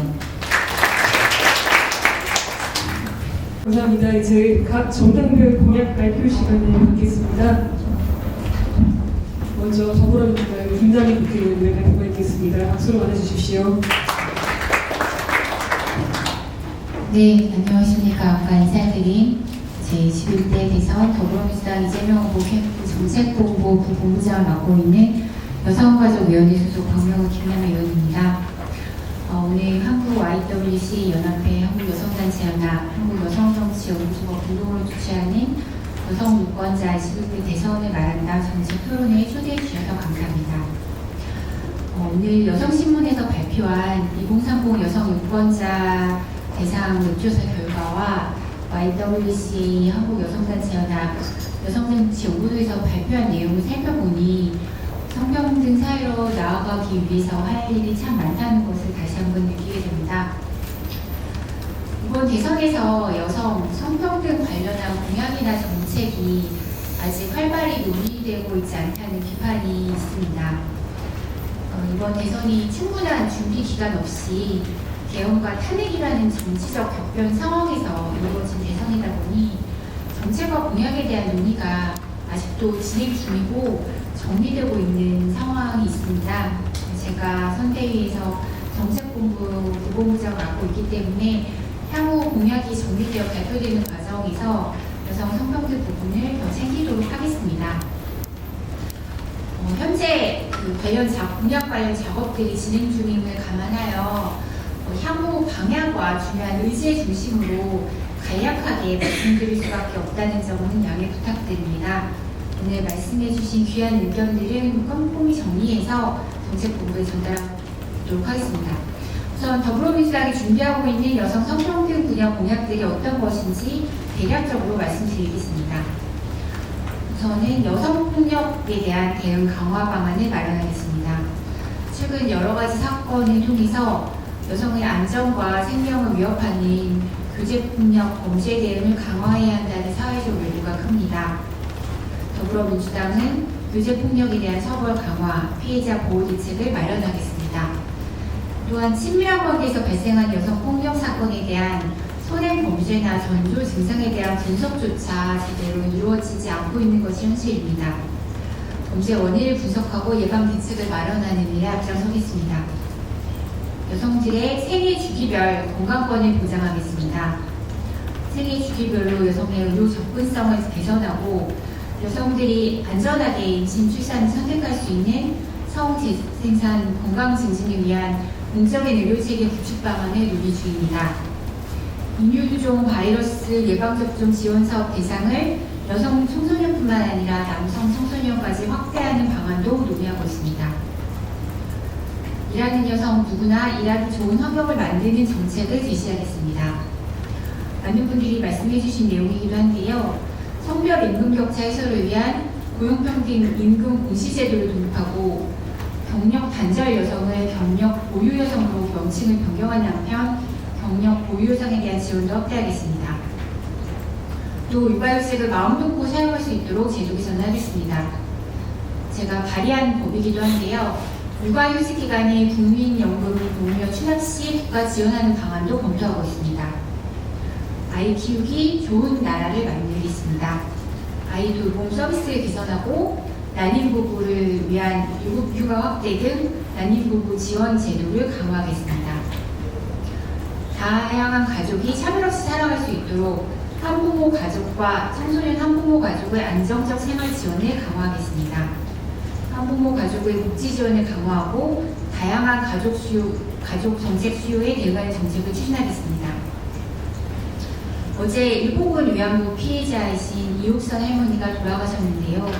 이 자리를 빌어서 고인의 명복을 빕니다. 이제 우리 곁에는 6분의 생존자분이 안 계십니다. 시간이 얼마 남지 않았습니다. 더불어민주당은 일본군 위안부 피해 역사의 정의로운 해결을 위해 앞장서겠습니다. 일본군 위안부 피해자의 존엄과 명예회복을 위한 위안부 기림비 관리를 강화하고 화해치유재단 해산 이후 남아있는 문제들을 조속히 해결하겠습니다. 일본군 위안부 기림물 유네스코 등재를 추진하고 여성 인권과 평화재단을 설치하여 종합적인 추진 체계를 마련하겠습니다. 오늘은 우선 간략하게만 추진하는 방향에 대해서 소개를 해드렸고요. 구체적인 세부 공약들은 이재명 후보를 통해서 직접 발표될 것입니다. 공약의 모든 정책을 다 담기는 어려울 수 있지만 저는 지난 1년 동안 여성가족위원회 일원으로 국회에서 여성폭력 피해자 지원 강화와 성평등 사회 실현을 위해서 열심히 활동하고 많은 법을 실제로 통과시켰는데요. 이 내용을 간단히만 말씀드리겠습니다.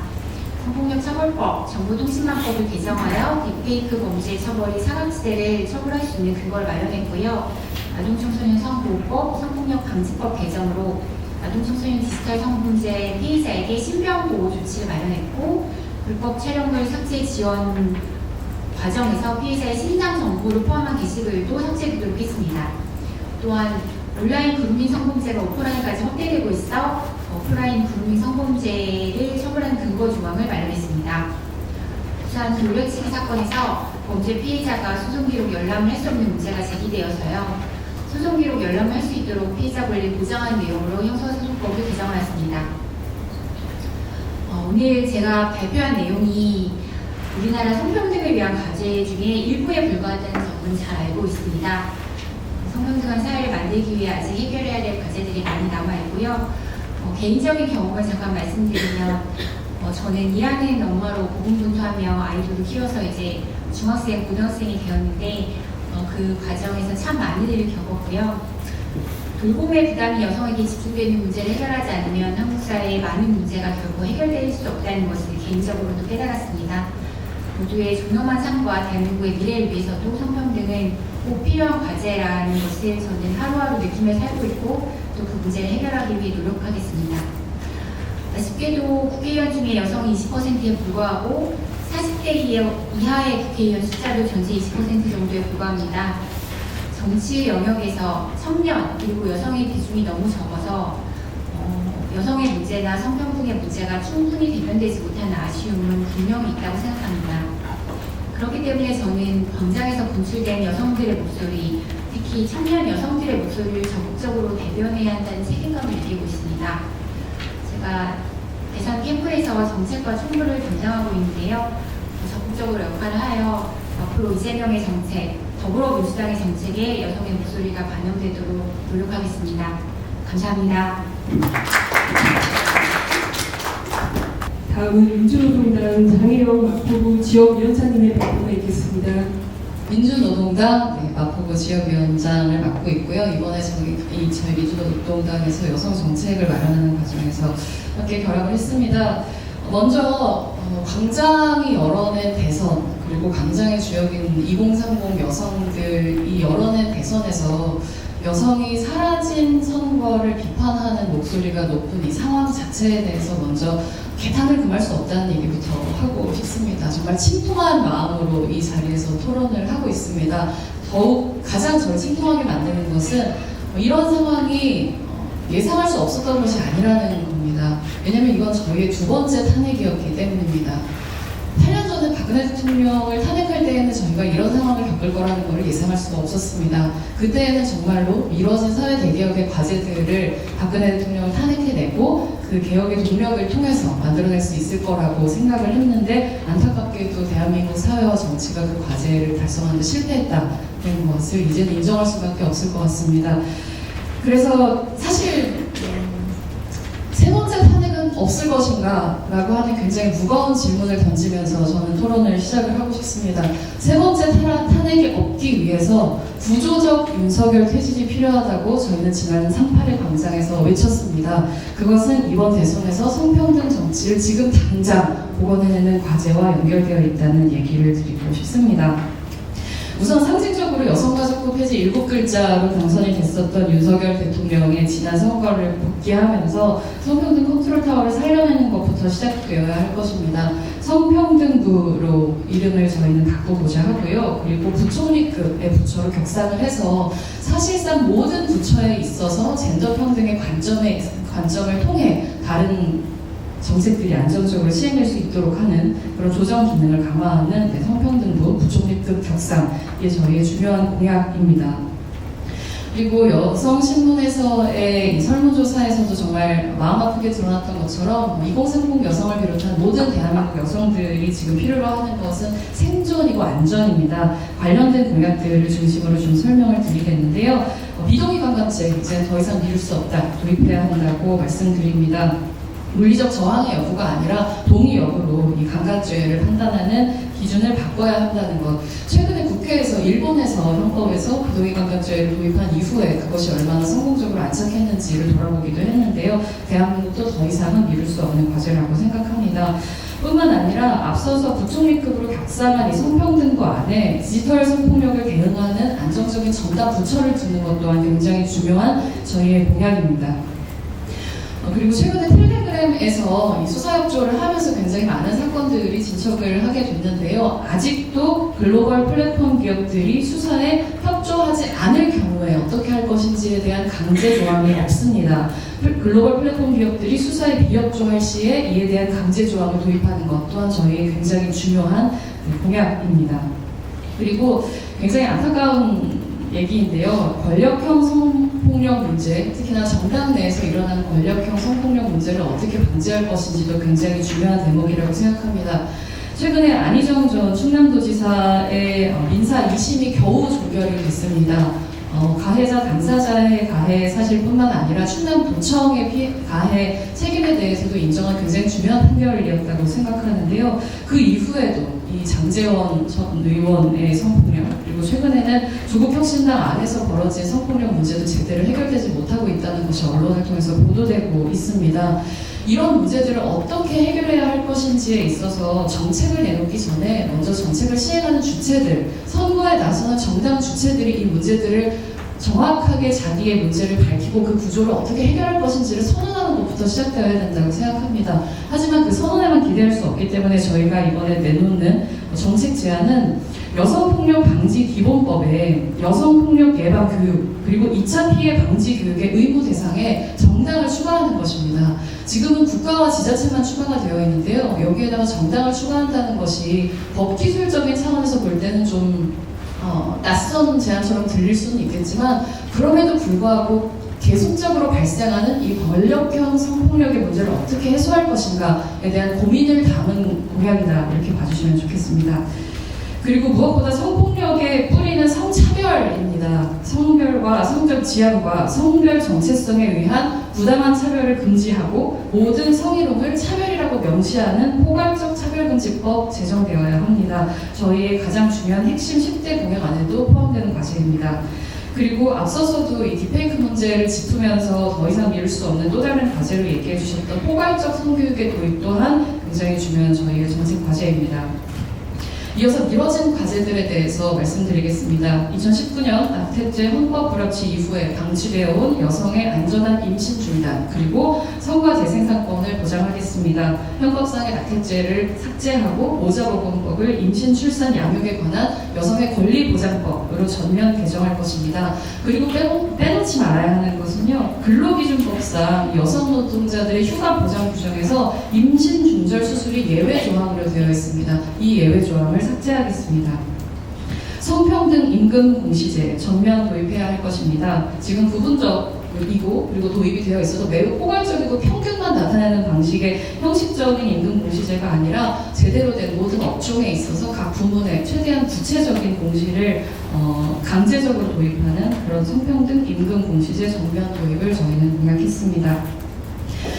그리고 가족제도에 대해서도 굉장히 많은 미뤄진 과제들이 있습니다. 당장 민법상의 부성 우선주의 원칙을 폐지하고 출생 시의 부모 협의 원칙으로 바꾸겠습니다. 건강가정기본법도 전면 개정이 필요합니다.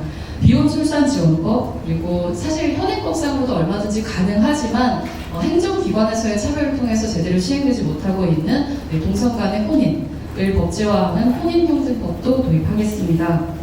그리고 무엇보다 응원봉을 든 손이 의사봉을 들 수 있게 할 때 구조적 윤석열의 폐지는 비로소 달성되는 것이라고 생각합니다. 이것은 지난 3.8 여성 1만인 선언의 선언문에도 수록되어 있었던 내용인데요. 사실 남녀 동수제를 가장 제도적으로 명확하게 만들 수 있는 것은 전면 비례대표제의 도입입니다. 왜냐하면 비례대표제에는 이미 남녀 교우순번제가 법제화되어 있기 때문입니다. 그래서 전면 비례대표제 도입이 민주노동당의 핵심 공약 중에 하나입니다. 교선투표제 또한 정치적 다양성을 보장하는 데 있어서 굉장히 중요한 또 하나의 정책적인 제도일 것이고요.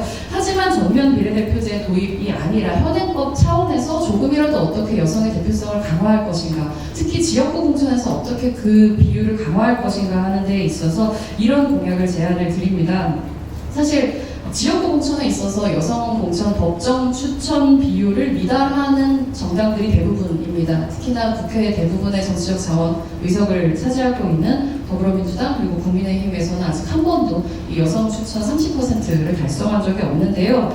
다른 한편으로 사실 정당들에게 교부되는 여성정치 발전 기금이 있습니다. 이것은 말 그대로 여성정치를 발전시키기 위한 목적으로 정당들에게 부여를 하는 것인데요. 이 돈들은 다 받지만 사실 여성 공천에 대한 법적인 추천 규정조차 지키지 않는 것, 이 상황을 개선하기 위해서 법정 추천 비율을 미달하는 경우에 정당에 교부되는 여성정치 발전비를 그 비율에 맞게 반환하는 공약을 저희는 제안해 봅니다. 여성 없는 민주주의는 민주주의가 아니다 라고 많은 광장에서 여성들이 외쳐왔다고 생각합니다. 여성의 목소리를 이번 선거에서 살려내는 것이 저희 민주노동당에서는 너무나 중요한 저희의 이번 캠페인의 기조이고요. 저희에게 주어져 있는 TV토론 안에서 안타깝게도 이 TV토론에 나오는, 법정 TV토론에 나오는 후보자들 가운데에서는 여성 후보가 없습니다. 그것은 대한민국 정치의 중대한 퇴행이라고 생각합니다. 이러한 퇴행을 어떻게 극복해낼 것인가를 고민하고 계신 분들이 이 자리에 모여 계시다고 생각합니다. 여러분들께 정말 감사와 원대의 마음을 보내고 싶고요. 민주노동당에서 권영국 후보의 목소리로 여성의 목소리 그리고 광장의 목소리를 끝까지 잘 대변할 수 있도록 최선을 다하겠습니다. 이 이외에 많은 공약들 준비했는데요. 시간 관계상 여기서 끝으로 하겠습니다. 고맙습니다. 발표자 토론자 여러분 모두 고생 많으셨습니다. 이제 질의응답 시간에 갖겠습니다. 저희가 현장에 발표한 현장 질문지를 통해서 지금 2건의 질문이 들어와 있는데요.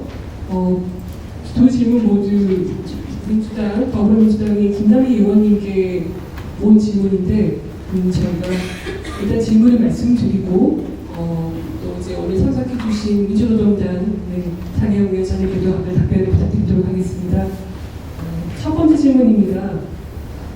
오늘 한경닷컴에서 더불어민주당 이재명 대선 후보가 교제폭력, 디지털 성범죄 등 여성 대상 폭력에 대한 전방위적 대책을 담은 공약을 준비 중이다. 이런 보도가 나왔는데요. 특히 이제 교제폭력, 디지털 성범죄에 좀 집중하고 있다. 이런 내용인데요. 오늘 발표된 10대 공약에는 디지털 성범죄 관련된 내용은 포함되어 있지 않았는데 혹시 민주당에서 디지털 성범죄 대응과 관련해서 추가적으로 준비 중인 공약이 있는지 궁금합니다. 첫 번째 질문이었고요. 이어서 두 번째 질문 말씀드리겠습니다. 이재명 대선 후보께서는 차별금지법을 제정하기 위해서는 국민적 합의가 필요하다라고 얘기하신 것으로 알고 있습니다. 여기서 국민적 합의란 어떤 의미인지, 국민적 합의를 위해서 어떤 노력을 하실 것인지, 국민적 합의를 미루고 제정한다는 것, 결국 안 하겠다는 것은 아닌지 명확한 답변을 부탁드립니다. 이 두 질문은 민주당에 주신 질문이지만 민주노동당 상현 위원장님께도 한번 답변을 부탁드리겠습니다. 네, 답변 부탁드립니다. 네, 날카로운 질문 감사드립니다. 우선 첫 번째 질문에 대해서는 오늘 발표된 10대 공약이 있는데요. 10대 공약은 이제 대표 공약을 발표를 한 것이지 그게 공약의 전부는 아닙니다. 왜냐하면 잘 아시겠지만 이제 그 대선 때 공약집이 굉장히 두껍게 나오잖아요. 그래서 그 전 분야에 대해서 굉장히 촘촘하게 뭐 지역별 공약도 있고 분야별 공약들도 다 나오게 됩니다. 근데 오늘 나온 10대 공약은 그 중에서 가장 이제 지금까지 이제 가장 이제 그 정리가 잘 된 핵심적인 내용들을 좀 뽑은 거기 때문에 거기에 디지털 성범죄와 관련된 내용이 아마 그 10대 공약 안에는 들어있지 않을 텐데 저희가 계속 논의하고 있고 사실 이제 지금 아까 말씀해주신 이제 그 여성 유권자 웹조사에도 나오지만 여성 안전 문제에 대한 목소리가 상당히 큽니다. 그래서 특히 2030 여성들에게는 가장 중요하고 관심 있는 이슈가 여성 안전 관련된 부분이라서요. 저희도 그 문제의식을 잘 알고 있고요. 그래서 지난번에 이제 딥페이크 사건이 발생했을 때 저희 의원실을 포함해서 여러 더불어민주당 의원들이 굉장히 적극적으로 대응을 했고요. 아까 오신 그 이인선 여성가족위원장님하고도 함께 얘기를 해서 그 여러 방면으로 노력을 해서 딥페이크 관련된 법들을 굉장히 신속하게 통과를 시킬 수 있었습니다. 그래서 제 생각에는 여성 안전 문제나 그리고 여성들이 좀 더 안전하게 살아가야 하는 사회를 만들어야 된다는 점에 대해서는 아마 그 여야 간에도 특별한 이견이 없었던 것 같고요. 그래서 이런 내용들을 잘 반영을 해서 공약에 좀 더 세부적인 내용이 들어가도록 앞으로 더 노력을 하겠습니다.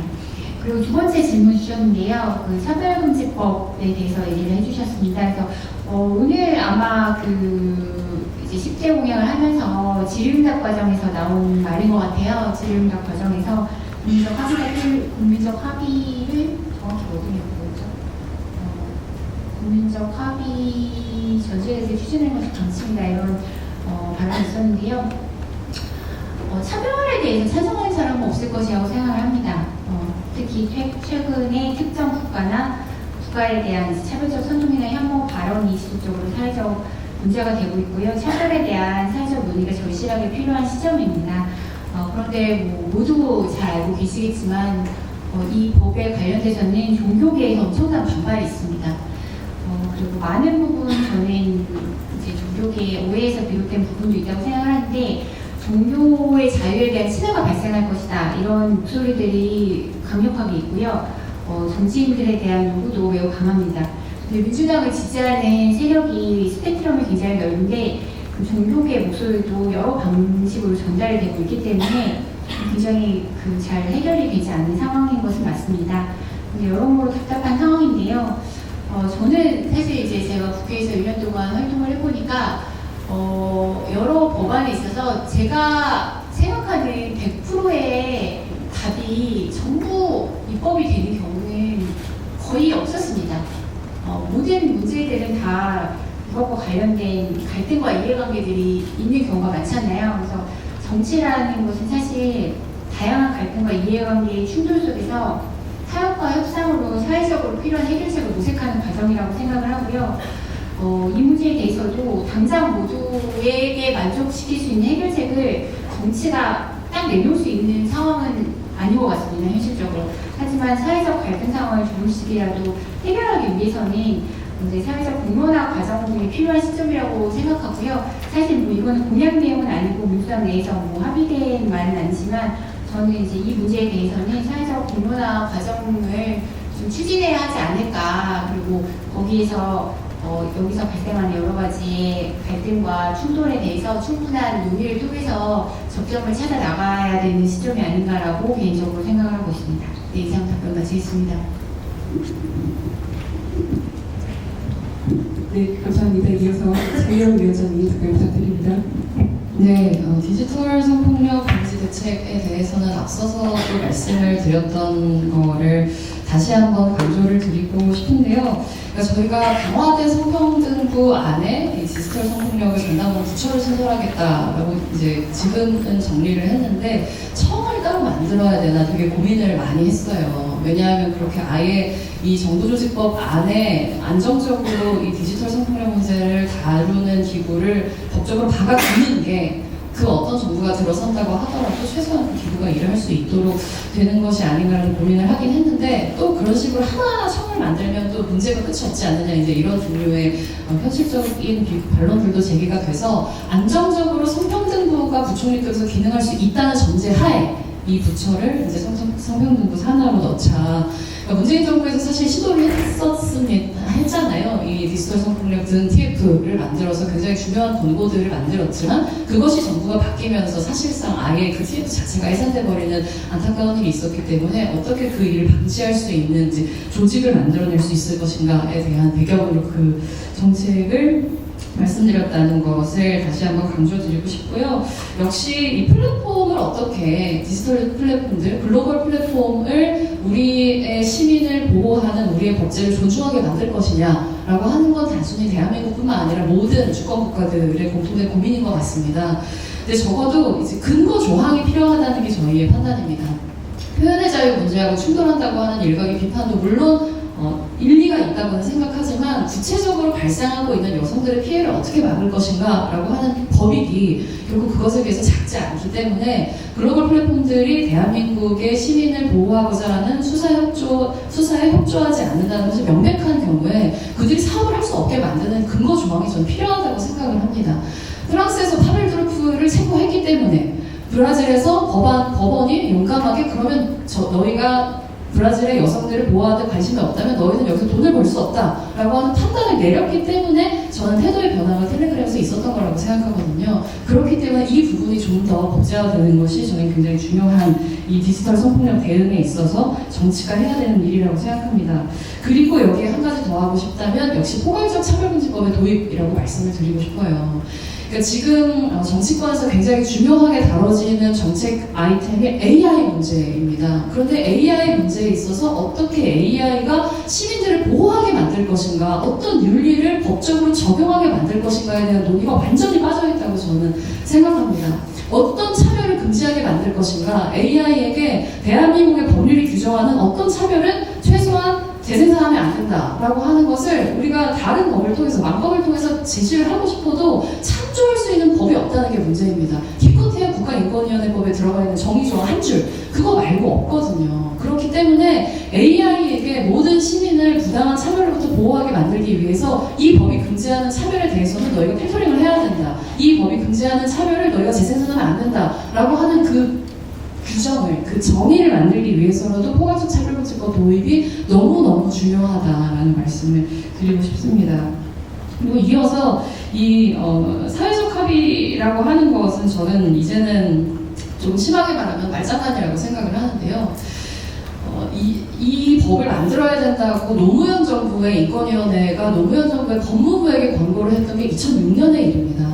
2006년도에 이 법을 권고했었던 이유가 크게 세 가지였어요. 첫 번째로는 사회적 소수자들의 인권을 보호해야 한다는 것이고요. 두 번째는 그걸 통해서 모든 시민들의 인권을 보호해야 한다는 것이고요. 세 번째는 그를 통해서 사회 통합을 이루어야 되기 때문이라고 얘기를 했습니다. 지금까지 일부 교계의 목소리라고 대한민국 정치권이 과도하게 존중한 결과 그 일부 보수 기독교계가 이번 윤석열의 쿠데타를 뒷받침하는 극우 기독교 세력이 되었습니다. 우리가 우리 중에서 가장 취약한 사람들의 인권을 보장하지 못한 결과가 대한민국의 모든 시민들의 정치적 권리를 박탈하는 계엄령으로 왔다는 것을 이제는 직시하지 않으면 안 된다고 생각을 합니다. 그런 의미에서, 그리고 사실 국회가 시민들을 대표해서 사회적 합의를 이뤄내야 하는 기관이죠. 하지만 지난 18년 동안 대한민국 국회에서 포괄적 차별금지법이 수차례 발의됐음에도 불구하고 단 한 번도 논의가 된 적이 없습니다. 이것은 이 법이 소수자에 대한 차별을 금지한다는 이유만으로 대한민국 국회가 이 법을 차별해온 것과 다름없다고 생각을 합니다. 사회적 합의는 지금 국회에서 다수 의석을 가지고 있는 정당들이 국회에서 이번 22대 국회 안에서 하셔야 되는 일이라는 것을 말씀드리고 싶고요. 대한민국 국회가 언제부터 그렇게 사회적 합의를 중요하게 여겨왔는지도 저는 다시 되묻고 싶습니다. 우리가 박근혜 사면할 때요, 이재용 사면할 때요, 사회적 합의를 묻지 않았습니다. 정치적 결단을 내렸죠. 이제는 포괄적 차별금지법 문제에 대해서 두 번이나 대한민국에서 대통령을 국민들이 파면한 다음에는 정치권도 좀 용기를 내야 된다고 생각합니다. 어려운 일들은 국민들이 다 해주면 국회는 뭘 한다는 건지 저는 정말 묻고 싶어요. 원외 정당의 정치인으로서 말씀드립니다. 이제는 22대 국회가 포괄적 차별금지법 제정해 주십시오. 이상입니다. 두 분의 답변 잘 들었습니다. 이대로 끝나기가 조금 아쉽죠. 그래서 오늘 발표 토론해 주신 분들께 혹시 현장 질문을 조금 받아볼까 싶은데요. 혹시 조은영 회장님, 안녕하세요 대표님, 김주 소장님 혹시 질문이 있으실까요? 김남변님, 궁금해서요. 오늘 얘기하신 거 외에도 이제 지금 아마 공약하고 등등 준비하고 계신다고 했는데 여가부 추진 체계 어떻게 하실 건지는 오늘 언급이 없으셔서 혹시 어떻게 준비되고 있는지 알려주시면 감사하겠습니다. 네, 여가부에 대해서는 지난 1년 동안 사실 여성가족부가 식물부처로 전락을 했잖아요. 그래서 제대로 역할을 못하고 있는 것에 대해서 굉장히 좀 문제의식이 굉장히 강했고요. 근데 이것과 둘러싸가지고 정치권 내에서는 사실 다양한 논의가 있었어요. 그래서 여성가족부를 성평등부로 좀 개편을 하면서 좀 다른 방식으로 접근해야 되지 않냐 이런 얘기들도 있었고, 또 예를 들면 사실 이제 윤석열이 지금은 이제 탄핵됐지만 그 전에는 인구부처를 신설한다고 얘기를 했었죠. 그래서 인구부를 신설을 하면 그 인구부서와 여성가족부의 관계를 어떻게 만들어 갈 것인가, 여기에 대해서도 또 감론 일박이 있었는데요. 그때까지 정리된 입장은 인구부 얘기를 하지만 우리가 여성 정책이나 이것은 인구의 관점만으로 볼 수가 없다.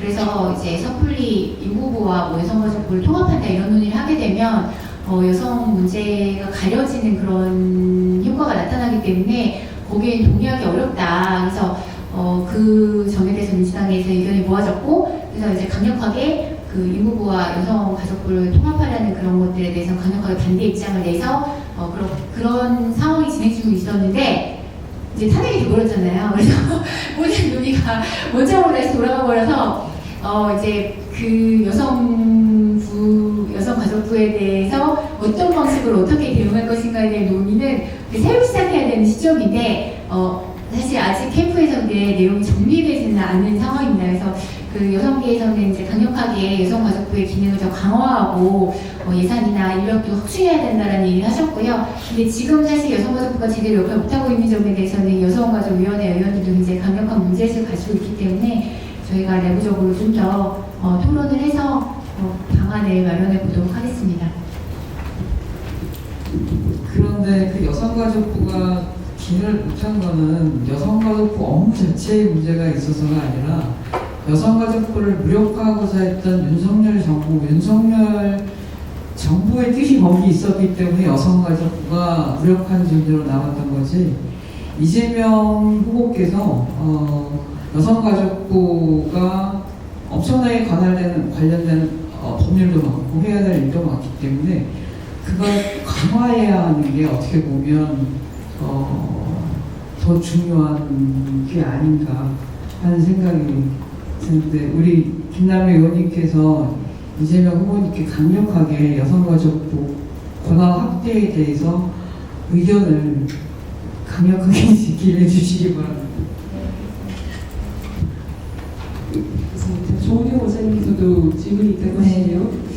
일단 오늘 지금 2030에 대한 여성신문에서도 유권자들이 가지고 있는 의견, 아까 스트레스 페미니스트라고 하셨는데 대단히 의미 있습니다. 저희는 이제 청년들과 저희가 같이 아까 저희 구조도 바꾸고 가버넌스도 주고 인파워를 한 상황에서도 그들이 목소리를 내기 굉장히 힘들어요. 그래서 물리적으로, 심리적으로 안전한 환경인가 목소리를 내는데 일단 그것이 굉장히 중요한 문제이고, 지금 국가가 정책을 제정을 할 때에도 2030에 대한 목소리를 사실은 빛의 혁명으로 여기까지 이끌어올 때는 굉장히 도움이 됐으면서 그 다음에 정책을 정작 제정해야 될 때는 그들의 목소리를 듣지 않는 건 똑같이 스트레스 2030 여성이 된다고 생각을 해요. 그러니까 그런 점에서 앞으로 정책을 개발하거나 또는 단지 내용을 들어서 수용한다 정도가 아니라 협력적인 가버넌스를 구조화할 수 있는가에 대한 질문이 좀 있고요. 그것이 단순히 뭐 자리를 주거나 저희도 지금 시도하고 있지만 일단은 그 의사결정을 할 수 있을 만한 자리를 주는 거, 근데 자리는 조차 해결이 안 돼요. 저희가 지금 5년째 되고 있는데 저희 이사회의 3분의 2지만 목소리 내지 못해요. 3분의 2가 여전히 저희는 인터제너레이셔널 커뮤니티가 공동체이기 때문에 저희가 나이 많은 어른들이 앉아있으면 그만큼 얘기를 못해요. 그럼 그들에게 어떻게 현실적으로 힘을 주고 목소리를 낼 수 있게 하는지. 저희가 오히려 아주 심리적으로 안전한 공간이 됐을 때 그 얘기를 꺼내놓고 같이 얘기할 수 있었기 때문에 이 여성신문에서 나오던 똑같은 그 결과가 저희 내부 청년들의 목소리에서 나왔어요. 그러니까 사실 아까 광장도 안전하지 않다고 얘기해요. 그러니까 광장에서 어쩔 수 없으니까 거기까지 밀려나갔지만 광장에서조차도 사진 찍혀서 온라인상에서 또 지인 능력방에 올라갈까봐 두려워서 내가 목소리를 내고 싶지만 활동가로서 나가 굉장히 두렵다라는 말들을 했거든요. 그러니까 그게 지금 현재 청년들이 직면하고 있는 현실입니다. 그러니까 그것과 관련해서 국가가 정책적으로 2030 여성들을 필요에 따라 쓰지 마시고 정말 이들을 하나의 유권자로서 보시고 그만한 가버넌스와 인파워먼트를 할 수 있을 만한 구조와 체계를 만드실 수 있는 것인지 그것이 제도가 될 수 있는 것인지 질문하고 싶습니다. 이 질문에 대해서는 두 분 모두 답변을 부탁드리겠습니다. 네, 저도 굉장히 고민이 많이 되는 주제입니다. 왜냐하면 이제 그 광장에 계속 나가면은 이제 그 민주당을 지지하는 젊은 여성들이 굉장히 많이 참여를 하세요. 근데 이런 분들이 그 마스크를 쓰고 이제 되게 강력하게 사진을 찍지 마세요. 이렇게 요구를 하는 거예요. 그래서 나는 이제 민주당을 지지하고 그 열정적인 정치적 의사를 표시하고 싶지만 나이가 뭔가 좌표가 찍히거나 이제 그 어떤 식으로든지 그 사이버 분리의 대상이 되든지 이런 위험들이 항상 존재하고 있다 그런 게 있기 때문에 상당히 이런 문제에 대해서 본인이 이제 강력하게 정치적 의사를 갖고 있음에도 좀 안에 그러니까 뭔가 이거를 드러내는 것에 대한 두려움이 굉장히 강하고 이 웃음이 일어나는 것 같다는 생각도 저는 들었고요. 그래서 2030 여성들이 어떻게 이제 가버넌스 구조에 참여하고 인파워먼트를 시킬 수 있을 것인가 이거는 정말 중요한 과제인 것 같은데 제가 국회에 들어가 보니까 우선 저보다 어린 의원이 몇 명 없습니다. 그래가지고 제가 사실 되게 혼란한 게 제가 이제 내일 모레면 50이거든요. 그래서 진짜 한국 사회에서 결코 젊다는 얘기를 들을 나이가 아닌데 국회에 가면 갑자기 젊은이가 되는 거예요. 그래서 제가 조금 어처구니가 없는데 이제 한국 사회가 굉장히 또 이제 성별과 나이에 대한 위계질서가 엄청 강한 사회다 보니까 젊은 사람은 이렇게 뭔가 끼워주긴 하지만 이 사람들이 힘을 주는 그런 구조는 아니에요. 그리고 정치도 되게 웃긴 게 가보니까 완전히 선수가 깡패더라고요. 그래서 무조건 이제 선수 높은 사람을 대우하고 그 사람한테 발언권을 주고 막 이런 구조로 굴러가니까 정말 이제 2030 정치인들이 그 정치의 영역에서 참여는 하지만 여기서 뭔가 힘을 발휘해서 나의 의사를 관철시킬 수 있는 것 자체가 굉장히 이제 저조차도 그렇게까지 이제 편안한 구조는 아니라는 생각을 합니다. 근데 하지만 이게 바람직하다는 건 결코 아니고요. 그래서 저는 열심히 투쟁을 해가지고 제 목소리를 내고 또 이제 어쨌든 2030 40 여성의 목소리가 정치에 대해서 충분히 반영될 수 있는 그런 상황을 만들기 위해서 노력을 하고 있는데요. 이제 결국은 이제 좀 대한민국 정치의 구조가 너무 남성 중심적으로 오랫동안 굳어져 왔고 여성을 주변화시켜 왔던 것은 맞는 것 같고 그것을 개선하기 위해서는 체질 개선이 굉장히 많이 필요하지만 또 어떤 면에서는 희망이 없는 건 아니다. 왜냐하면 또 지역에서 활동을 해보면 실제 그 여성들의 참여가 점점 엄청 그 활발하게 일어나고 있습니다. 2030 여성들도 목소리를 내고 있고 그래서 이게 또 우리나라 사회가 장점이라면 굉장히 답답해 보이지만 또 갑자기 바뀌기도 하거든요. 그래서 지금 이제 광장으로 모인 여성들이 점점 이렇게 목소리를 내고 있는 것들을 저희가 잘 끌어낼 수 있도록 민주당의 여성위원회나 여성본부도 고민을 많이 하고 있고요. 제가 지금 답을 내놓지 못해서 죄송합니다. 네. 하지만 저도 이제 당사자로서 문제의식을 강하게 갖고 있고 또 이런 구조를 만들기 위해서 좀 더 노력을 많이 하도록 하겠습니다. 네, 네 죄송합니다. 네.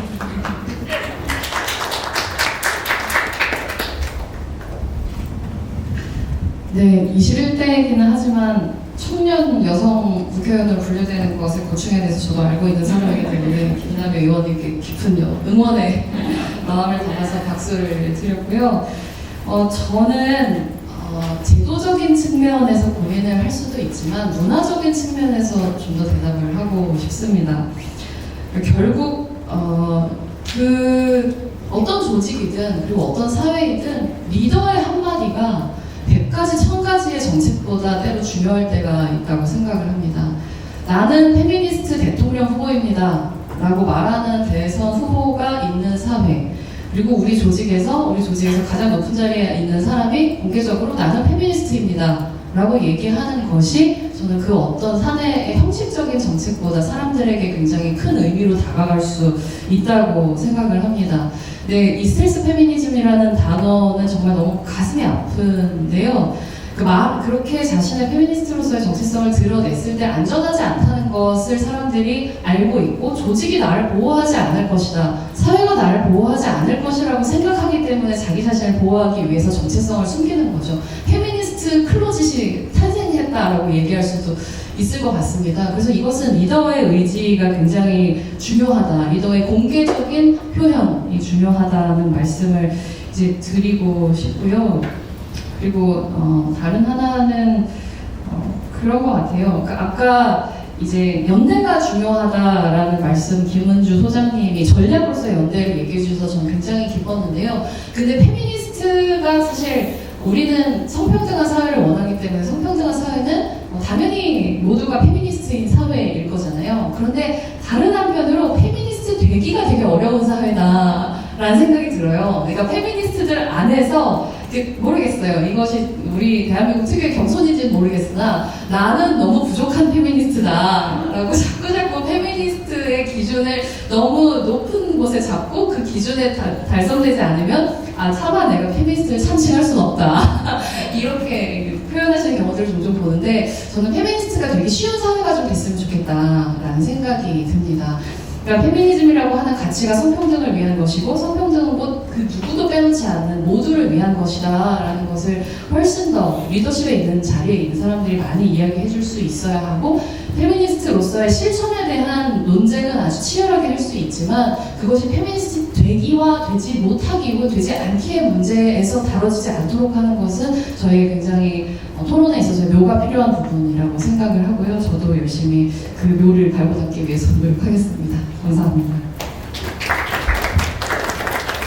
제가 한 가지만 더 해도 될까요? 여기는 페미니스트가 있으니까 한 가지 제안을 드리자면, 제가 이런 토론회, 국회 토론회 이런 데 다 가보는데요.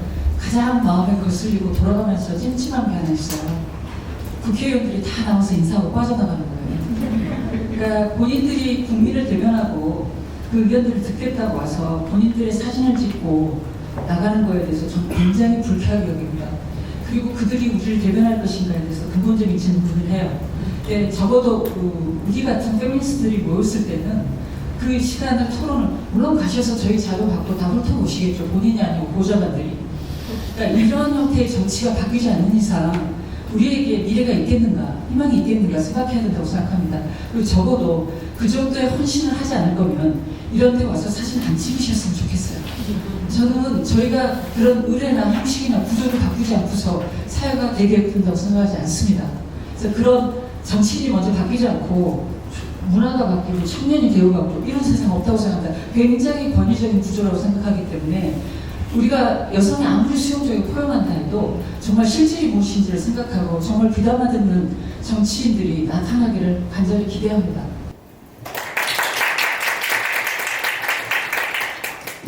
더 많은 이야기 나누고 싶고 마음이 뜨겁겠지만 시간 관계상 오늘 토론회는 여기서 마무리하도록 하겠습니다. 아